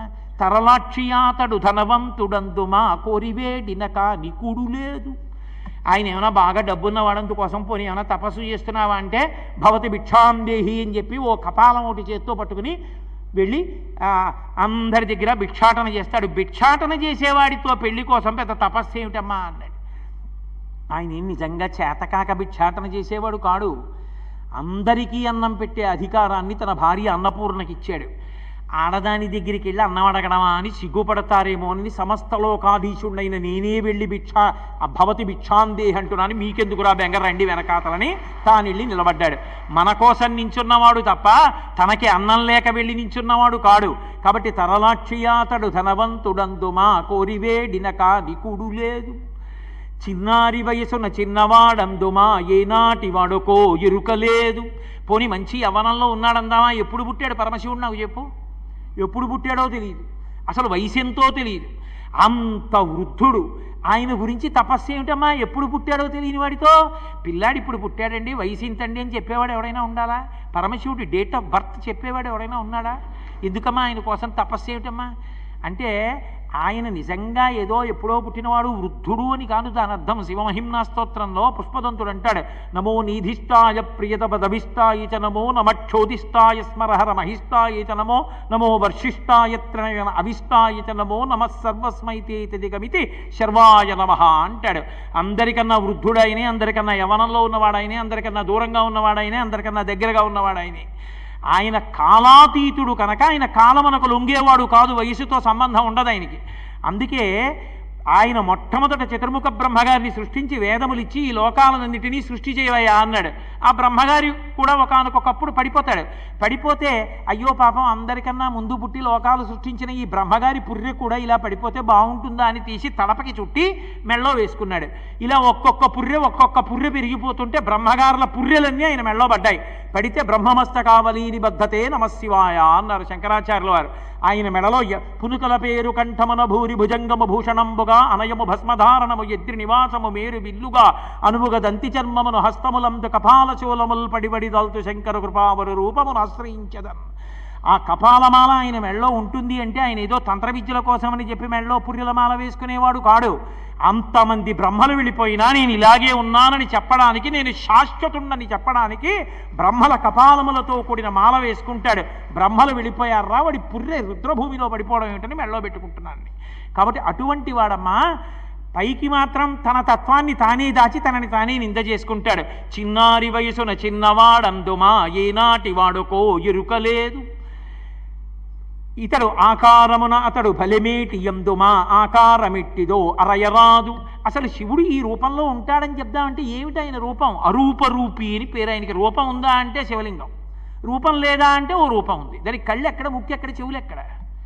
కాబట్టి అసలు ఆయన రూపం ఏదమ్మా? రూపం లేని వాడికి పెళ్ళి ఏమిటమ్మా? ఆయన రూపం ఇది అని చెప్పు. 63 రకాలైనటువంటి కళ్యాణమూర్తులు ఉన్నాయి శివుడికి. ఏదైనా రూపం ఎవరిని చేసుకుంటావు? రేపు పొద్దున్న ఏ రూపాన్ని చేసుకోవాలి? ఏమిటి అటువంటి వాడితో పెళ్ళి ఏమిటమ్మా? అది కాదు దాని అర్థం. రూపం లేనివాడన్న మాటకు అర్థం ఏమిటంటే యజుర్వేదం ప్రార్థనా శ్లోకంలో చెప్పింది, ఆపాతాళ నభస్థలంత భవన బ్రహ్మాండమా విస్ఫుర జ్యోతిస్ఫాటికలింగమౌళి విలసత్పూర్ణేందువంతామృతై అస్తూకప్లుతమేకమీశమనిశం రుద్రాను వాకాంజపం జాయే తీప్సిత సిద్ధయే ధ్రువపదం విప్రోభిషించేచ్చివం బ్రహ్మాండ వ్యాప్త దేహా భజిత హిమరుచాభా సమానా భుజంగై అంది. ఆయన ఈ బ్రహ్మాండమంతా కూడా శివలింగంగా నిండిపోయి ఉంటాడు. పైన ఉన్నటువంటి చంద్రుడి మించి అమృతధారలు పడి శివలింగం చల్లబడుతూ ఉంటుంది. ఆ లోకాలు చల్లగా ఉన్నాయంటాం అంటే శివలింగాకృతిని కలిగిన ఈ బ్రహ్మాండము చంద్రుడి నుంచి స్రవించేటటువంటి అమృతధారల చేత చల్లబడుతుంది. బ్రహ్మాండమంతా నిండిపోయిన పరమశివుడికి రూపం తీసుకురమ్మంటే ఎక్కడి నుంచి ఉంటుంది రూపం? కాబట్టి అసలు తత్వం ఏమిటి అంటే అమ్మా అంతటా నిండిపోయినటువంటి వాడు. వ్యోమవత్యప్తదేహాయ దక్షిణామూర్తయే నమః. శంకరాచార్యుల వారు అంటారు, నీకు నేను పూజ చేయాలంటే ఎలా చేయనయ్యా? సాధ్యమవుతుందా? వస్త్రోద్ధూత విధౌ సహస్రకరత పుష్పార్చనే విష్ణుత అంటారు. ఏది? నేను నీకు పంచె ఇస్తాను, నీ ఒంటికి పంచె కట్టాలంటే, నీ చుట్టూ తిరగాలంటే నేను సహస్ర కరములు కలిగినటువంటి సూర్యభగవాను చెయ్యి, అన్ని చేతులుంటే నీకు పంచె కట్టగలను. అంతటా నిండిపోయిన వాడికి పంచె ఎక్కడ కట్టను? అసలు నీకు పంచెల్ని వేసేటటువంటి సాలెవాడు ఎక్కడ పుట్టాడు? అంత పంచె అవన్నేస్తాడు. అంతటా నిండిపోయినవాడు. అందుకనే ఆకారమున అతడు బలమేటి ఎందుమా ఆకారమెట్టిదో అరయరాదు, కులగోత్రములు 2 తెలియదమందుమా తల్లిదండ్రులిప్పుడు ధరణి లేరు. ఆయన కులం ఏమిటో గోత్రం ఏమిటో తెలుసుకోవాలా, రేపు పొద్దున ప్రవర చెప్పాలా? బలానా ఏమంటే మీ అల్లుడు గోత్రం ఏమిటని ఎవరైనా అడిగితే పూజ చేయిస్తామని ఏం చెప్పాం? ఆ తల్లి తండ్రి ఉంటే కదా గోత్రం అడగడం. ఏమంటే మీ అబ్బాయిని చేసుకుందాం అనుకుంటున్నాం అని అడుగుదాం అంటే పరమశివుడికి తల్లి ఎవరు, తండ్రి ఎవరు? ఆయనే లోకాలకి తల్లి తండ్రి. పరమశివునికి ఉన్న గొప్పతనం ఏమిటంటే లోకంలో ఒక మాట ఉండి ఆ మాటకు అర్థం లేకుండా చేసినవాడు. అసలు మాట ఉండి దానికి అర్థం లేకుండా ఉండదు. కొన్ని భాషలు ఉంటే ఆ భాషలకు అక్షరం ఉంటుంది, ఆ అక్షరం పలకదు. పలకం దానికి అక్షరం ఎందుకో ఎవరికి తెలియదు. అదో విచిత్రమైన భాష. COULD ఉందనుకోండి, కుల్డ్ అనకూడదు, కుడ్ అనాలి. మరి ఎల్ ఎందుకండి అన్నారు అనుకోండి, ఏమీ పలకని నిశ్శబ్దాక్షరం. ఎందుకది ఏమో తెలియదు. అలాంటి అర్థం లేని భాషలు కావు సంస్కృతం, తెలుగు, ఇటువంటివి దేవభాషలు. అందులో అక్షరం ఉంది అంటే పలుకుతుంది అంతే. పలకకుండా కూర్చునే అక్షరాలు అలా ఏం ఉండవు. కాబట్టి అటువంటి పరమశివుడు మహానుభావుడు, ఆయనకి తల్లి తండ్రి ఒకళ్ళు ఉండాలా? ఏరమ్మా తల్లి తండ్రి అంటే ఆయన అనాది, ఎప్పటి నుంచో ఈ లోకములలో ప్రథముడు ఆయనే, అన్నిటినీ తనలోకి తీసుకునేది ఆయనే, మళ్ళీ బయటికి వదిలేది ఆయనే. అయినప్పుడు ఆయన కన్నా ముందున్నవాడు ఎవరుంటాడు? ఆయన్ని కన్నవాడు ఎవరుంటాడు? ఉండడు. కాబట్టి ఆయన అనంతుడు. ఇది చెప్పడానికి కులగోత్రములు రెండు తెలియుత మందుమా తల్లిదండ్రులిప్పుడు ధరణి లేరు తెలుప ఒంటివాడు దేవుండు చూడడే. అసలు నిజం చెప్పాలంటే ఒంటివాడమ్మా, ఆయన తప్పింకేముంది లోకంలో, ఉన్నదంతా అదొక్కటే. సర్వం శివమయం జగత్. కాబట్టి తెలుప ఒంటివాడు దేవుండు చూడడే, మాయచేతో కపట మంత్రములను ఎట్లు నిన్ను ఎరిగించుకున్నాడో కాని తగినవాడు కాడు కాడు. మాయచేతో మంత్రాలు వేసి నువ్వు ఆయనకి వశమైపోయేటట్టుగా చేశాడమ్మా, తప్ప పరమశివుడికి నువ్వు తగిందానివేమిటి? నా మాట వినుమా నీ తపస్సు అని. రేపొద్దున్న పెళ్లి చేసుకుంటావు, నిజమే, శివుడు ఒప్పుకున్నాడు, పెళ్లి చేసుకోవాలి. మీ నాన్నగారు ఏం చేయాలి? పెళ్ళి అనగానే ఓ పంచల్సా పట్టుకొచ్చి ఇచ్చి అల్లుడు కట్టుకోవాయ్ అనాలి. ఆయన ఏం చేస్తాడు? చీనాంబరంబులు చెలువొప్ప కట్టడు మదసింధురేంద్ర చర్మంబుగాని రత్న కంకణములు రమణుడై తొరగడు ఫణిలోక రాజ కంకణము కాని చందనగంధంబు జానడై పూయడు మద పంచబాణ భస్మంబు కాని పువ్వుల దండలు భోగియై తొర్రముడు వెలయింతలేని రే వెలుగు కాని ఇంట నుండనొల్లడులుకులలో కాని ఎనయసింహమెక్కడెద్దు కాని తరుణి తెలుప సిగ్గయ్యడిది వెర్రియనగ శివుడ ఎప్పుడు వినవే చెప్పుమా. ఏమిటమ్మా, రేపు పొద్దున్న మీ నాన్నగారు పంచల్సా పెడతారు, మంచి పట్టు పంచ, తక్కువ వజ్రాలు వైఢూర్యాలతో కూడుకున్నటువంటి సమస్త ధాతువులతో ఉన్నవాడు పర్వతం నీ తండ్రి, ఇచ్చి కట్టుకోవాయి అంటాడు.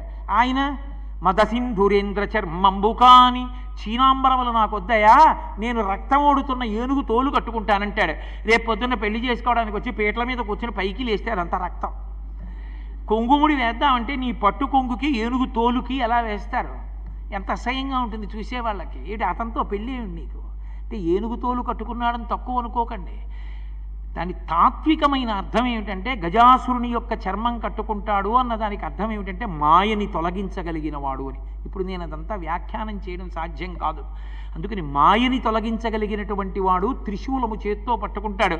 త్రైగుణ్యం శూలమేతస్యాపరసు సత్యనిష్టత అంటుంది లింగపురాణం.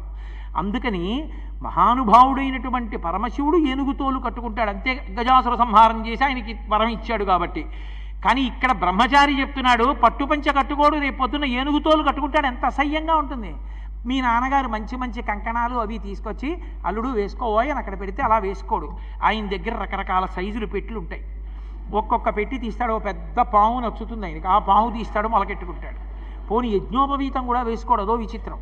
ఇంకో పెద్ద పావును తీస్తాడు, మెళ్ళో ఇట్నుంచి ఇటు వేసుకుని దాన్ని కుక్కెంలా ఓ ముడేసుకుంటాడు.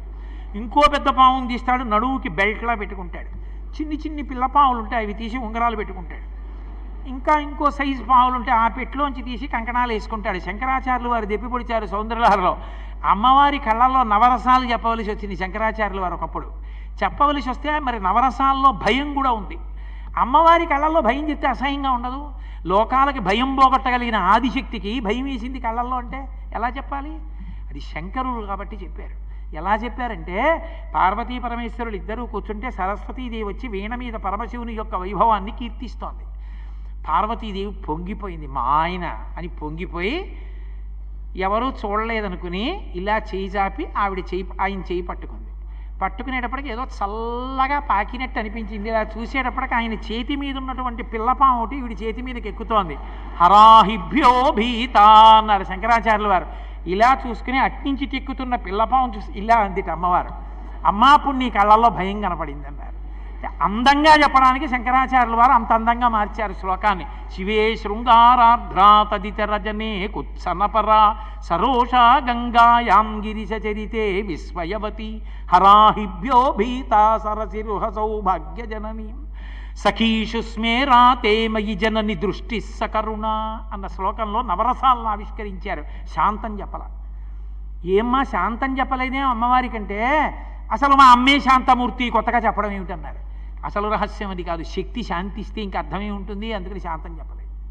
కాబట్టి అమ్మవారు రేపొద్దున్న మీ నాన్నగారు తీసుకొచ్చి కంకణాలు ఇస్తే పెట్టుకోడు.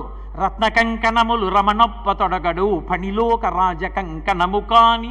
అవి పోనీ ఏవో బృతపాములు చిన్నపాములు కట్లపాములు ఇలాంటివి కావు. పక్కన ఎవడో నారస్వరం ఉండేవాడిని పెట్టుకుందాం అంటే వాసుకి లాంటి మహాసర్పాలని పెట్టుకుంటాడు వడ్డానంగా. ఎవడు దగ్గరికి వెళ్తాడు ఇక? ఏంటి ఆయనకి పౌరోహిత్యం చేసి పెళ్లి చేసేవాడు ఉండాలా? ఎవడు దగ్గర కూర్చుని పెళ్లి చేయించేవాడు అన్ని పాములెట్టు కూర్చుంటే వచ్చిన మంత్రం మర్చిపోతాడు. అమ్మ ఏమిటి ఆ పెళ్ళి ఏమిటమ్మా ఆయనతోటి? పైగా చందన గంధం భుజానడై పూయడు మదపంచబాణ భస్మంబుగాని. చక్కగా చందనంగా తీసి చందనం రాసుకోండి అని గిన్నెతో అక్కడ పెడితే జానడై చక్కగా ఉంటే నిండా చందనం పూసుకోవాలి పెళ్లి కొడుకు అంటే. అది మానేసి నేను ఇది రాసుకోనండి అని తన మూడవ కంటి మంటతో కాల్చేసిన మన్మధుని బూది తెచ్చుకుని చేతిలో వేసుకుని కాసి నీళ్లు పోసుకుని కలుపుకొని దోషుడి మీద చెయ్యట్టి మంత్రం చెప్పేది అంతా ఒంటి అంతా ఇలా ఇలా ఇలా ఇలా ఇలా పెట్టేసుకుంటాడు. ఈ దగ్గరికి వెడితే శవభస్మ, అందులో ఉగ్రమైనటువంటి తేజస్సుతో కాలిపోయిన మన్మథ భస్మం. ఏమిటమ్మా ఆయన నీకు పెళ్లి కొడుకు కావలసి వచ్చాడు. ఎంత అసహ్యంగా ఉంటుంది రేపొద్దున్న. ఇవన్నీ నిజం అనుకునేరు కాదు, నిందాస్తుతి.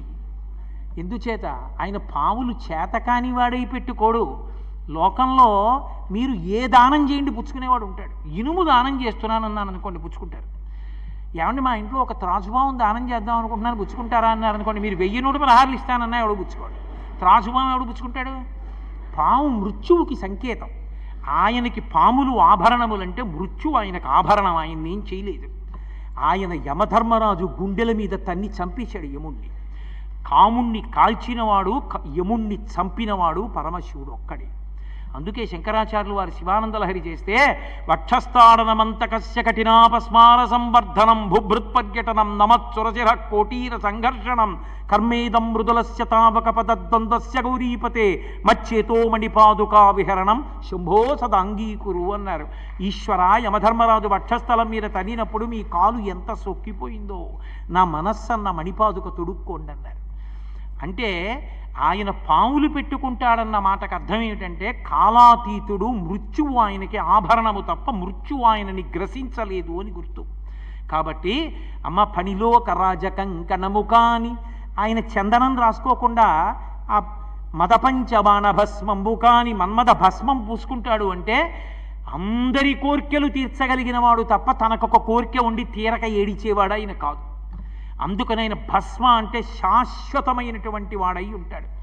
ఓం నమో భగవతే సదాశివాయ సకలతత్వ విదూరాయ సకల లోకైక కర్త్రే సకల లోకైక హర్త్రే సకల లోకైక సంహర్త్రే సకల లోకైక సాక్షిణే సకల నిగమ గుహ్యాయ సకల లోకైక వరప్రదాయ సకల దురితార్తి భంజనాయ సకల జగదభయంకరాయ శశాంఖశేఖరాయ శాశ్వత నిజావాసాయ నిరావాసాయ నిరాభాసాయ నిరాతంకాయ నిష్కలంకాయ నిష్ప్రపంచాయ నిర్ద్వంద్వాయ నిస్సంగాయ నిర్మమాయ నిర్మలాయ నిర్గుణాయ నిరుపమ విభవాయ నిత్యశుద్ధ బుద్ధ పరిపూర్ణ సచ్చిదానందద్వైత పరమ ప్రకాశాయ పరమశాంత ప్రకాశాయ తేజోమయాయ తేజోధిపతయే జయ జయ జయ రుద్ర మహారుద్ర మహారౌద్ర వీరభద్రావతార మహాభైరవ కాలభైరవ కల్పాంత భైరవ కపాలమాలాధర ఖట్వాంగ ఖడ్గ శూల చర్మ ధర మృడ మృత్యుంజయ త్రయంబక సదాశివ పరమశివ నమస్తే నమస్తే నమస్తే నమః అని కవచం స్తోత్రం చేసిందంటే మహానుభావుడైనటువంటి వాడు అందరినీ అనుగ్రహించగలిగినటువంటి అఘోర రూపములున్నవాడే తప్ప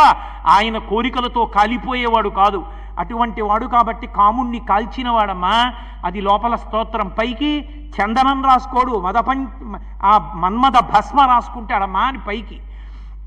ఇంకొక మాట చెప్పాడు, పువ్వుల దండలు భోగి అయి తురమడు వెలయింత లేని రే వెలుగు కాని పూలదండ వేసుకుని ఉండాలి పెళ్ళికొడుకు చక్కగా.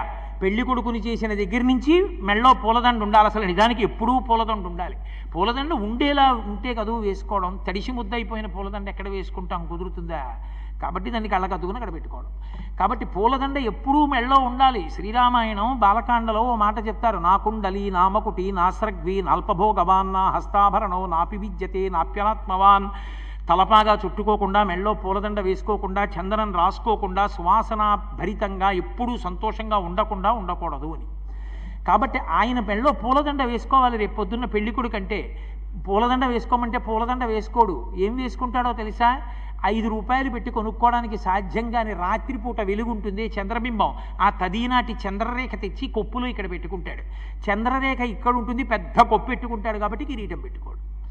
ఏం బాగుంటుందమ్మా? చక్కగా ఏదో దువ్వుకుని సంపంగి నూనె రాసుకుని ఏదో కిరీటం పెట్టుకుని చక్కగా పెళ్ళికి కూర్చుంటే పెళ్లి కొడుకు చూడముచ్చటగా ఉంటాడు. లేదా చక్కగా నొక్కులు జుత్తుతో ఉండాలి.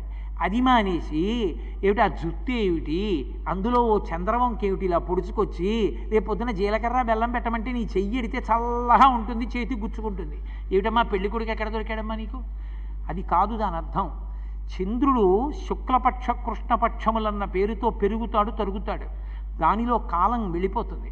చంద్రవంకని ఆయన ధరిస్తాడు అంటే కాలమును ఆయన ధరిస్తాడు తప్ప కాలమునకు లొంగడు. లొంగనివాడు కాలమునకు లొంగకుండా మనను అనుగ్రహిస్తాడు. అంటే మోక్షమును ఇవ్వగలిగినటువంటి వాడు పరమశివుడు అని. కాబట్టి వెలయింతలేనిరే వెలుగు కాని ఇంట నుండనొల్లడులుకొలలో కాని ఎనయసింహమెక్కడెద్దు కాని. రేపొద్దున్న పెళ్ళైపోయిన తర్వాత కొంగుముడి వేసి గృహప్రవేశం చేయించడానికి తీసుకెళ్తే ఆయనకేం ఇల్లే లేదు. ఎక్కడికి తీసుకెళ్తాడో తెలుసా? ఆయన శ్మశానంలో ఉంటాడు. గృహప్రవేశం చేయమంటే శ్మశానానికి తీసుకెళ్తాడు. నువ్వు రేపొద్దున్న ఆయనతో శ్మశానంలో కాపురం చేయాలి. ఏమిటమ్మా ఆయనతో పెళ్ళి ఏమిటమ్మా? నిజానికి పరమశివుడు ఉండేటటువంటి ప్రదేశం శ్మశానం కాదు, కైలాసంలో ఉంటాడు. కానీ ఆయన శ్మశానంలో కూడా ఉంటాడు. ఎందుకుంటావని అడిగింది పార్వతీదేవి. మహాభారతం అనుశాసనిక పర్వంలో అడిగింది. ఇంతటి మహానుభావుడవే, ఇంత పూజలు అందుకుంటావే, ఏమయ్యా నీ కర్మ శ్మశానంలో ఎందుకుంటావని అడిగింది. అడిగితే ఆయన చెప్పాడు, పార్వతి నాకు చేతకాక నేనుండలేదు.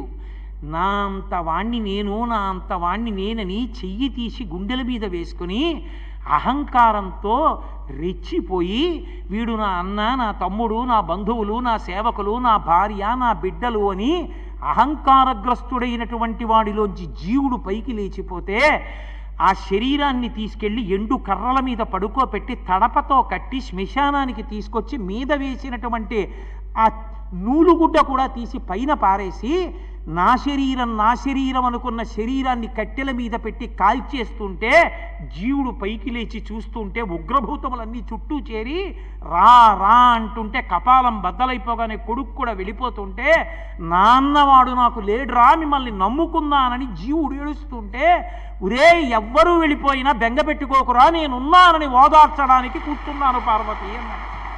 అంతటి ఉదారమూర్తి పరమశివుడు అందుకు కూర్చున్నాడు శ్మశానంలో. చేతకాక కూర్చోలేదు. నేను అక్కడ ఉండకపోతే, నేను అక్కడ తాండవం చేయకపోతే పిశాచాలు వచ్చి ఇళ్ల మీద పడిపోతాయి, పుణ్యకర్మలు చేయలేరు. అందుకని నేను అక్కడ కూర్చుని తాండవం చేసి వాటిని అక్కడే ఉంచుతున్నా ఊళ్ళ మీద పడిపోకుండా. అందుకని జనులు నిలబడ్డారు, ఈశ్వరి తండ్రిని కదూ కాపాడానన్నాడు. అందుకున్నాడు ఆయన. కాబట్టి ఇంట నుండనొల్లడులుకొలలో కాని ఎనయ సింహమెక్కడెద్దు కాని. రేపొద్దున నీ సింహం ఆయన ఎక్కడో ఓ ముసలి ఎద్దెక్కి తిరుగుతుంటాడు. ఆయనకి చేతకాక ఎద్దెక్కలేదు. వృషభము అంటే 7 కొండల్లో ఒక కొండ వృషభాద్రి. వృషభము అంటే ధర్మం. ఆయన ధర్మాన్ని అధిరోహించి తిరుగుతూ ఉంటాడు. ఎక్కడ ధర్మం ఉంటుందో అక్కడ శివానుగ్రహం ఉంటుంది. కాబట్టి ఆయన ధర్మాన్ని అధిరోహించి తిరుగుతాడు. అందుకే సింహం ఎక్కడమ్మా? రేపొద్దున్న ఎద్దునెక్కి తిరుగుతాడు. అంటే ఆంతరముగా ధర్మమును అధిరోహించి తిరుగుతాడు.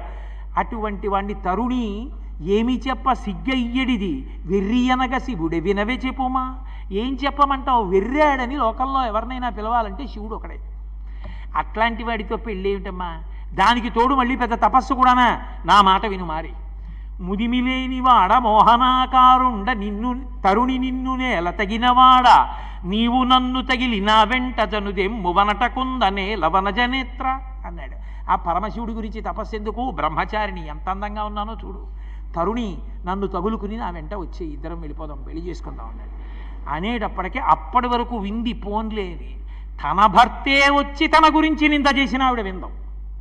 వెంటనే లేచింది, చెలికెత్తెల్ని పిలిచి, వీడట బ్రహ్మచారియట, వీణుల పెట్టగరాని మాటలే ఆడుచునున్నవాడు కపటాత్ముడు వీడు, నమశివాయయుండాడగరాదు, వీని పండ్లోడగవేసి ద్రొబ్బుడని నుగ్రత పల్కిన కాంతలందరున్. నమశివాయ అని ఈశ్వరుడికి నమస్కారం తప్ప వీడు పనికి మాలిన మాటలన్నీ మాట్లాడుతున్నాడు. ఎవడో బ్రహ్మచారిట, వీడి పళ్ళు ఊడిపోయేట్టు కొట్టి ఈడి చేతుల బారేయండి ఆశ్రమంలోంచి. ఆ చెలికెత్తెలందరూ వచ్చి మీదపడి పాట్మని 2 లాగేస్తున్నారు. పరమశివుడప్పుడు ఒక్కసారి తన నిజస్వరూపంతో ప్రత్యక్షమయ్యాడు. సంతోషపడిపోయి పార్వతీదేవి లేచి స్తోత్రం చేసి ఆయన కాళ్ళ మీద పడి, పార్వతీ, నీ తపస్సు మెచ్చుకుని నీ యొక్క శివభక్తిని లోకానికి చాటడానికి ఇలా వచ్చాను తప్ప నీ యొక్క భక్తి యందు నాకు అనుమానం లేదు. కాబట్టి రా, కైలాసానికి వెళ్ళిపోదాం మన ఇద్దరం, మనం ఆది దంపతులం రమ్మన్నాడు. అంటే ఆవిడంది, నేను దాక్షాయణిగా ఉండగా అలా వచ్చాను, కానీ ఈసారి అలా రాను. నువ్వు నన్ను వైదిక రీతిలో కన్యాదాత ఇంట్లో వివాహం చేసుకోవాలి, కన్యావరుని చెయ్యాలి. అంటే పెద్దల్ని మా ఇంటికి పంపిస్తే మా ఇంట్లో మా అమ్మగారు నాన్నగారు నీ గుణాలని విని అల్లుణ్ణి చేసుకుంటామని మాటిస్తే, నువ్వు నీ పరివారం అంతటితో కలిసి మా నాన్నగారింటికి వస్తే, కన్యాదాత ఇంటిలో పెళ్ళై అప్పగింతలు అప్పచెప్తే నీతో కలిసి కైలాసానికి వస్తాను. అయితే సరే అలాగే పంపిస్తానని గబగబా మళ్ళీ వెళ్ళాడు. వెళ్ళి సప్తర్షుల్ని పిలిచాడు. వాళ్ళకన్నా మేధావులు ఎవరుంటారు? అరుంధతీదేవిని పిలిచాడు. అందరినీ పిలిచి మాట్లాడినా అరుంధతీదేవిని పక్కకి పిలిచి ఓ మాట అన్నాడు. వనిత కూతుల పెండ్లి చేయునెడలన్ వాచాలకుల్ తల్లులేయని లోకంబులు పల్కుగావున సతీ, నీ వద్రీషు ఇల్లాలితో వనరన్ కన్యకకున్ వరుండు తగునని కార్యంబు సిద్ధింపగా చేయుమి అంభోజ పత్రేక్షణ. ఓ అరుంధతి, లోకంలో ఓ దిక్కుమాలిన అలవాటు ఒకటి ఉంది. ఎవరినైనా పిల్లాన్ని తన కూతురికి ఇవ్వడానికి తండ్రి చూడగానే మొదట బాగుందని, తర్వాత ఇక 2వ రోజు నుంచి ఏమిటో మనం పిల్లని ఇచ్చేస్తున్నాం కానీ పిల్లంతా బాగుంటుంది, రేపు పొద్దున్న పిల్లాడు అస్తమానం అమ్మా నాన్న మాట తప్ప ఏమీ వినట్ట, నేను సుఖపెడతాడంటారా? ఆడపిల్ల ఉంది, అస్తమానం వచ్చి ఇంట్లో ఉంటుందిట, పిల్లాడు అక్కడే, తల్లిదండ్రులు అక్కడే, ఆడబుడుచు అక్కడే, పిల్లలకి ఏమిటి ఇంకా ఇద్దరు ఏమి సంతోషంగా ఉంటారు, వీళ్ళందరూ వాళ్ళ నెత్తి మీద పడితే ఇంతమందికి ఉండి పెట్టాలేమో ఒకటో పిల్ల అని రకరకాల మాటలు మాట్లాడే వాచాలకులు తల్లులే అని నేనంటలేదు అరుంధతి, లోకం అంటూ ఉంటుంది. వనిత కూతుల పెండ్లి చేయునెడలన్ వాచాలకుల్ తల్లులేయని లోకంబులు పల్కుగావున. ఆడపిల్ల పెళ్లి చేసేటప్పుడు ఇలాంటి మాటలన్నీ ముందు మాట్లాడేది, కన్యాదానం చేసేవాడి మనసు స్థిమితంగా ఉండకుండా చేసేసేది, లోనిపోని అల్లరి సృష్టించేది ఇంట్లో ఇల్లాలి. అతి ప్రేమ కూతురు మీద. అందుకని రేపొద్దున్న మేనకాదేవి ఏమల్లరి పెడుతుందో ఏమిటో, ఆ శివుడికి పిల్లని ఎందుకు ఇస్తా, అతనికి ఏముంది, ఎంతుంది, తల్లిదండ్రులు ఎవరు, కులం ఏమిటి, గోత్రం ఏమిటి అని ఎన్ని అడుగుతుందో, ఎలాగో అలా కార్యం సిద్ధించేటట్టు చేసి ఆ పిల్లని నాకు ఇచ్చేటట్టు చేసి నువ్వే నుసుమా పుణ్యం కట్టుకోవాలి, నీ మీదే పెడుతున్నాను భారం. ఎందుకని హిమవంతుడితో వీళ్ళు మాట్లాడతారు, లోపలికి వెళ్ళి వంటింట్లో ఆవిడితో మాట్లాడేది నువ్వే, కాస్త ఆవిడికి నువ్వే నచ్చ చెప్పు సుమా, బతిమాలుకున్నాడు మహానుభావుడు. లోకంలో ఉండేటటువంటి పోకడలన్నీ చూపించారు పార్వతీ కళ్యాణం. సరే బయలుదేరారు, వెళ్ళారు. వెళ్ళిన తర్వాత హిమవంతుడి దగ్గరికి ఆ మేనకాదేవి దగ్గర కూర్చున్నారు. పరమశివుడు ఏం చెప్పాడో అంత పని అయింది. మేనకాదేవి అంది, పరమశివుడు అంటే ఎక్కడుంటాడు, ఆయన కులం ఏమిటి, గోత్రం ఏమిటి, ఆయన దగ్గర ఎంత పాటు ఉంటుంది, మా పిల్లని సుఖపెడతాడా, ఏం చదువుకున్నాడు, ఏం చెప్పాలి పరమశివుడి గురించి? అరుంధతీదేవి నానా కష్టాలు పడి ఒప్పించిందనే చెప్పాలి. శివుడి యొక్క స్తోత్రం ఎంతో చేసి, అంతటి వాడమ్మా ఏం చెప్పనమ్మా, లోకంలో ఉన్నవాడన్నవాడు ఎవడైనా ఉంటే వాడు ఒక్కడే, అందుకని బెంగ పెట్టుకోక్కర్లేదు, మీ పిల్లనిమ్మంది. నువ్వు చెప్తున్నావు కాబట్టి తప్పకుండా ఇచ్చేస్తాం, కానీ ఏమిటో కొద్దిగా తేడాగా అనిపిస్తోంది అక్కడక్కడ అని, సరే మనసు సరిపెట్టుకుంటాను లేండంది. ఇద్దరు చాలా సంతోషించారు. మేనకా హిమవంతులు పిల్లనివ్వడానికి ఒప్పుకున్నారు. ఇంత ఒప్పుకున్న తర్వాత సప్తఋషులు వెళ్ళి పరమశివుడితో చెప్పారు, ఏం పిల్లయా, పిల్ల ఏం తక్కువ అనుకుంటున్నావా, నీలాహిమేని కంటెను నీలాలుల కంట ఇంద్రనీలము కంటెన్ నీల రుచి పోలు నంబిక నీలాల కలేమి చెప్ప నీలగ్రీవా అన్నారు. పిల్ల ఏమి రంగు అనుకుంటున్నావు, నలుపు అంటే మామూలు నలుపు అనుకుంటున్నావా, ఎంత అందంగా ఉంటుందో నల్లగా ఉన్నా కూడా. నీలాహిమేని కంటెను నల్లత్రాసు మెరుపు కన్నా మెరుపు ఆవిడిది. నీలాలుల కంటే ఇంద్రనీలము కంటెన్, ఇంద్రనీలమణి కన్నా మెరిసిపోతుంటుంది అంతటి అందగత్తె మహాతల్లి. అటువంటి పిల్లని పెళ్లి చేసుకుంటున్నావు, ధన్యుడవయా శివ, నీకన్నా పిల్ల అందగత్తె అనుకో అన్నారు. అని ఓ చమత్కారమైనటువంటి పద్యం చెప్పారు. వాళ్ళన్నారు, బాలేంద్రుడు చంద్రానన పాలముతో సాటి ఎనుచు పళ్ళు కుదురు కవుల్. బాలేంద్రుడు చంద్రానన పాలముతో సాటి ఎనుచు పళ్ళు కుదురు కవుల్. నిజానికి ఈ బాలేంద్రుడు అంటే తదియనాడు ఉండేటటువంటి చంద్రరేఖ. ఆ చంద్రరేఖని దేనితో పోలుస్తారు అంటే పార్వతీదేవి యొక్క లలాటంతో పోలుస్తారు. ఆ చంద్రుడికి ఉండేటటువంటి కాంతి ఆ పార్వతీదేవి యొక్క పాల రుచులతో అంటే నుదుటి కాంతితో పోలుస్తారు. కానీ బాలిక పాల రుచులపై బాలేందుండెంతవాడు బాలేందుధరా అన్నారు. అసలు నిజానికి ఆ బాలిక యొక్క పార్వతీదేవి యొక్క పాలభాగానికి ఉండే కాంతితో పోలిస్తే ఆ బాలచంద్రుడి యొక్క కాంతి ఏపాటిది, ఎందుకు పనికిరాడు. ఏదో పోల్చాలి కాబట్టి బాలచంద్రుడితో పోల్చాడు. కానీ అప్రాకృతమైనటువంటి శరీరం, కోటి మన్మధులు నడిచొస్తున్నట్లుగా ఉన్నాడు. గంగా యమున రెండు వైపులా నిలబడి ఆయనకి వింజామర వీస్తున్నారు. సూర్య భగవానుడు ఆయనకి చిత్రితం మూర్ధ్ని, ఆయనకి పైన గొడుగు పట్టుకున్నాడు. చంద్రదండ విరాజితం, ఆయన పక్కన దండం పట్టుకుని చంద్రుడు నడుస్తున్నాడు. గంగా చ యమునా చైవా విధర్తు స్మనుచామరే, గంగా యమునా నదులు రెండు పక్కన నిలబడి చామరం వేస్తున్నాయి. వేస్తూ ఉండగా సకల భూషణ శోభితుడై పట్టు వస్త్రాన్ని కట్టుకొని కోటి మన్మధుల పగిది నడిచొచ్చాడు. చూసి తెల్లబోయింది. మరి ఇందాక అలా ఎందుకు కనపడ్డా? మా కర్మ, ఏదో కర్మ, అవి వదిలి ఇక మర్చిపో. ఇలాగే ఉంటాడు, అలా ఉండడు. ఇప్పుడు ఎందుకో అలా ఉన్నాడు, ఏదో ఒక కారణం ఉంది, నీకు తర్వాత తెలుస్తుంది. ఇలా ఉంటాడు. సరే అయితే ఒప్పుకుంటున్నాను వివాహానికి. తీసుకొచ్చారు, పెళ్ళికి కూర్చోబెట్టారు. ప్రవర చెప్పాలి కదా, ప్రవర చెప్పవలసి వచ్చింది. బ్రహ్మగారే పౌరోహిత్యంలో ఉన్నాడు, ఆయనకి తెలీదా? హిమవంతుడిని అడిగాడు, అమ్మా మీ ప్రవర చెప్తాం కానీ, మీ ప్రవర అంటే హిమవంతుడు చెప్తాడు, చెప్పేస్తాం, కానీ మరి పెళ్లి కొడుకు ప్రవర చెప్పాలి కదా, ఒక్కసారి తండ్రి తాత ముత్తాత పేర్లు ఏమిటో చెప్పండి అన్నాడు. అంటే ఏమో ఎవరికి తెలుసు, ఆయన తల్లి ఎవరో తండ్రి ఎవరో నాకు తెలియదు అన్నాడు హిమవంతుడు. మరి అలా సంబంధం ఎలా కుదుర్చుకున్నావు అంటే, ఎవరిని అడగ, బ్రహ్మగారిని, పురోహితుడు కాబట్టి బ్రహ్మగారిని అడిగారు, విష్ణువుని అడిగారు, దిక్పాలకులు ఏమో మాకన్నా ముందు ఆయనే పుట్టాడు, మాకు తెలియదు అన్నాడు. ఆఖరికి ఈ పెళ్లి సంబంధం కుదర్చడంలో ప్రధాన పాత్ర పోషించిన వాళ్ళు నారదుడు, అరుంధతిని అడిగారు. ఏమో నాకు ఆ విషయం తెలియదు సుమా అందావిడ. నారదుడిని అడగడానికి వెళ్ళారు. ఆయనేమో మహతి వీణ వాయించుకుంటూ కూర్చున్నాడు. అంతలో విపరీతమైన కోపం వచ్చి ఆ హిమవంతుడు వెళ్ళి వీణ పట్టుకున్నాడు. ఓ పక్క ప్రవర తెలియక మేము చచ్చిపోతుంటే ఈ వీణ కచేరీ ఏమిటి, అసలు పరమశివుడి ప్రవర ఏమిటో చెప్పన్నాడు. పరమశివుడికి ప్రవర ఏమిట్రా, ఆయన నాదస్వరూపుడు, ఆయనే ఆదిమధ్యాంతరహితుడు, ఆయనకి తుది మొదలు ఉండవు, ఆయనకి ప్రవర ఏమిటి, అందుకే నేను నాదస్వరూపుడైన పరమశివుడి ప్రీతి కొరకు వీణానాదం చేస్తున్నానన్నాడు. అప్పుడు చతుర్ముఖ బ్రహ్మగారు ఏదో ప్రవర చెప్పాలి కదూ, ఎవరో వెనకటికి పాలేరుగా ఉండడానికి వచ్చేట.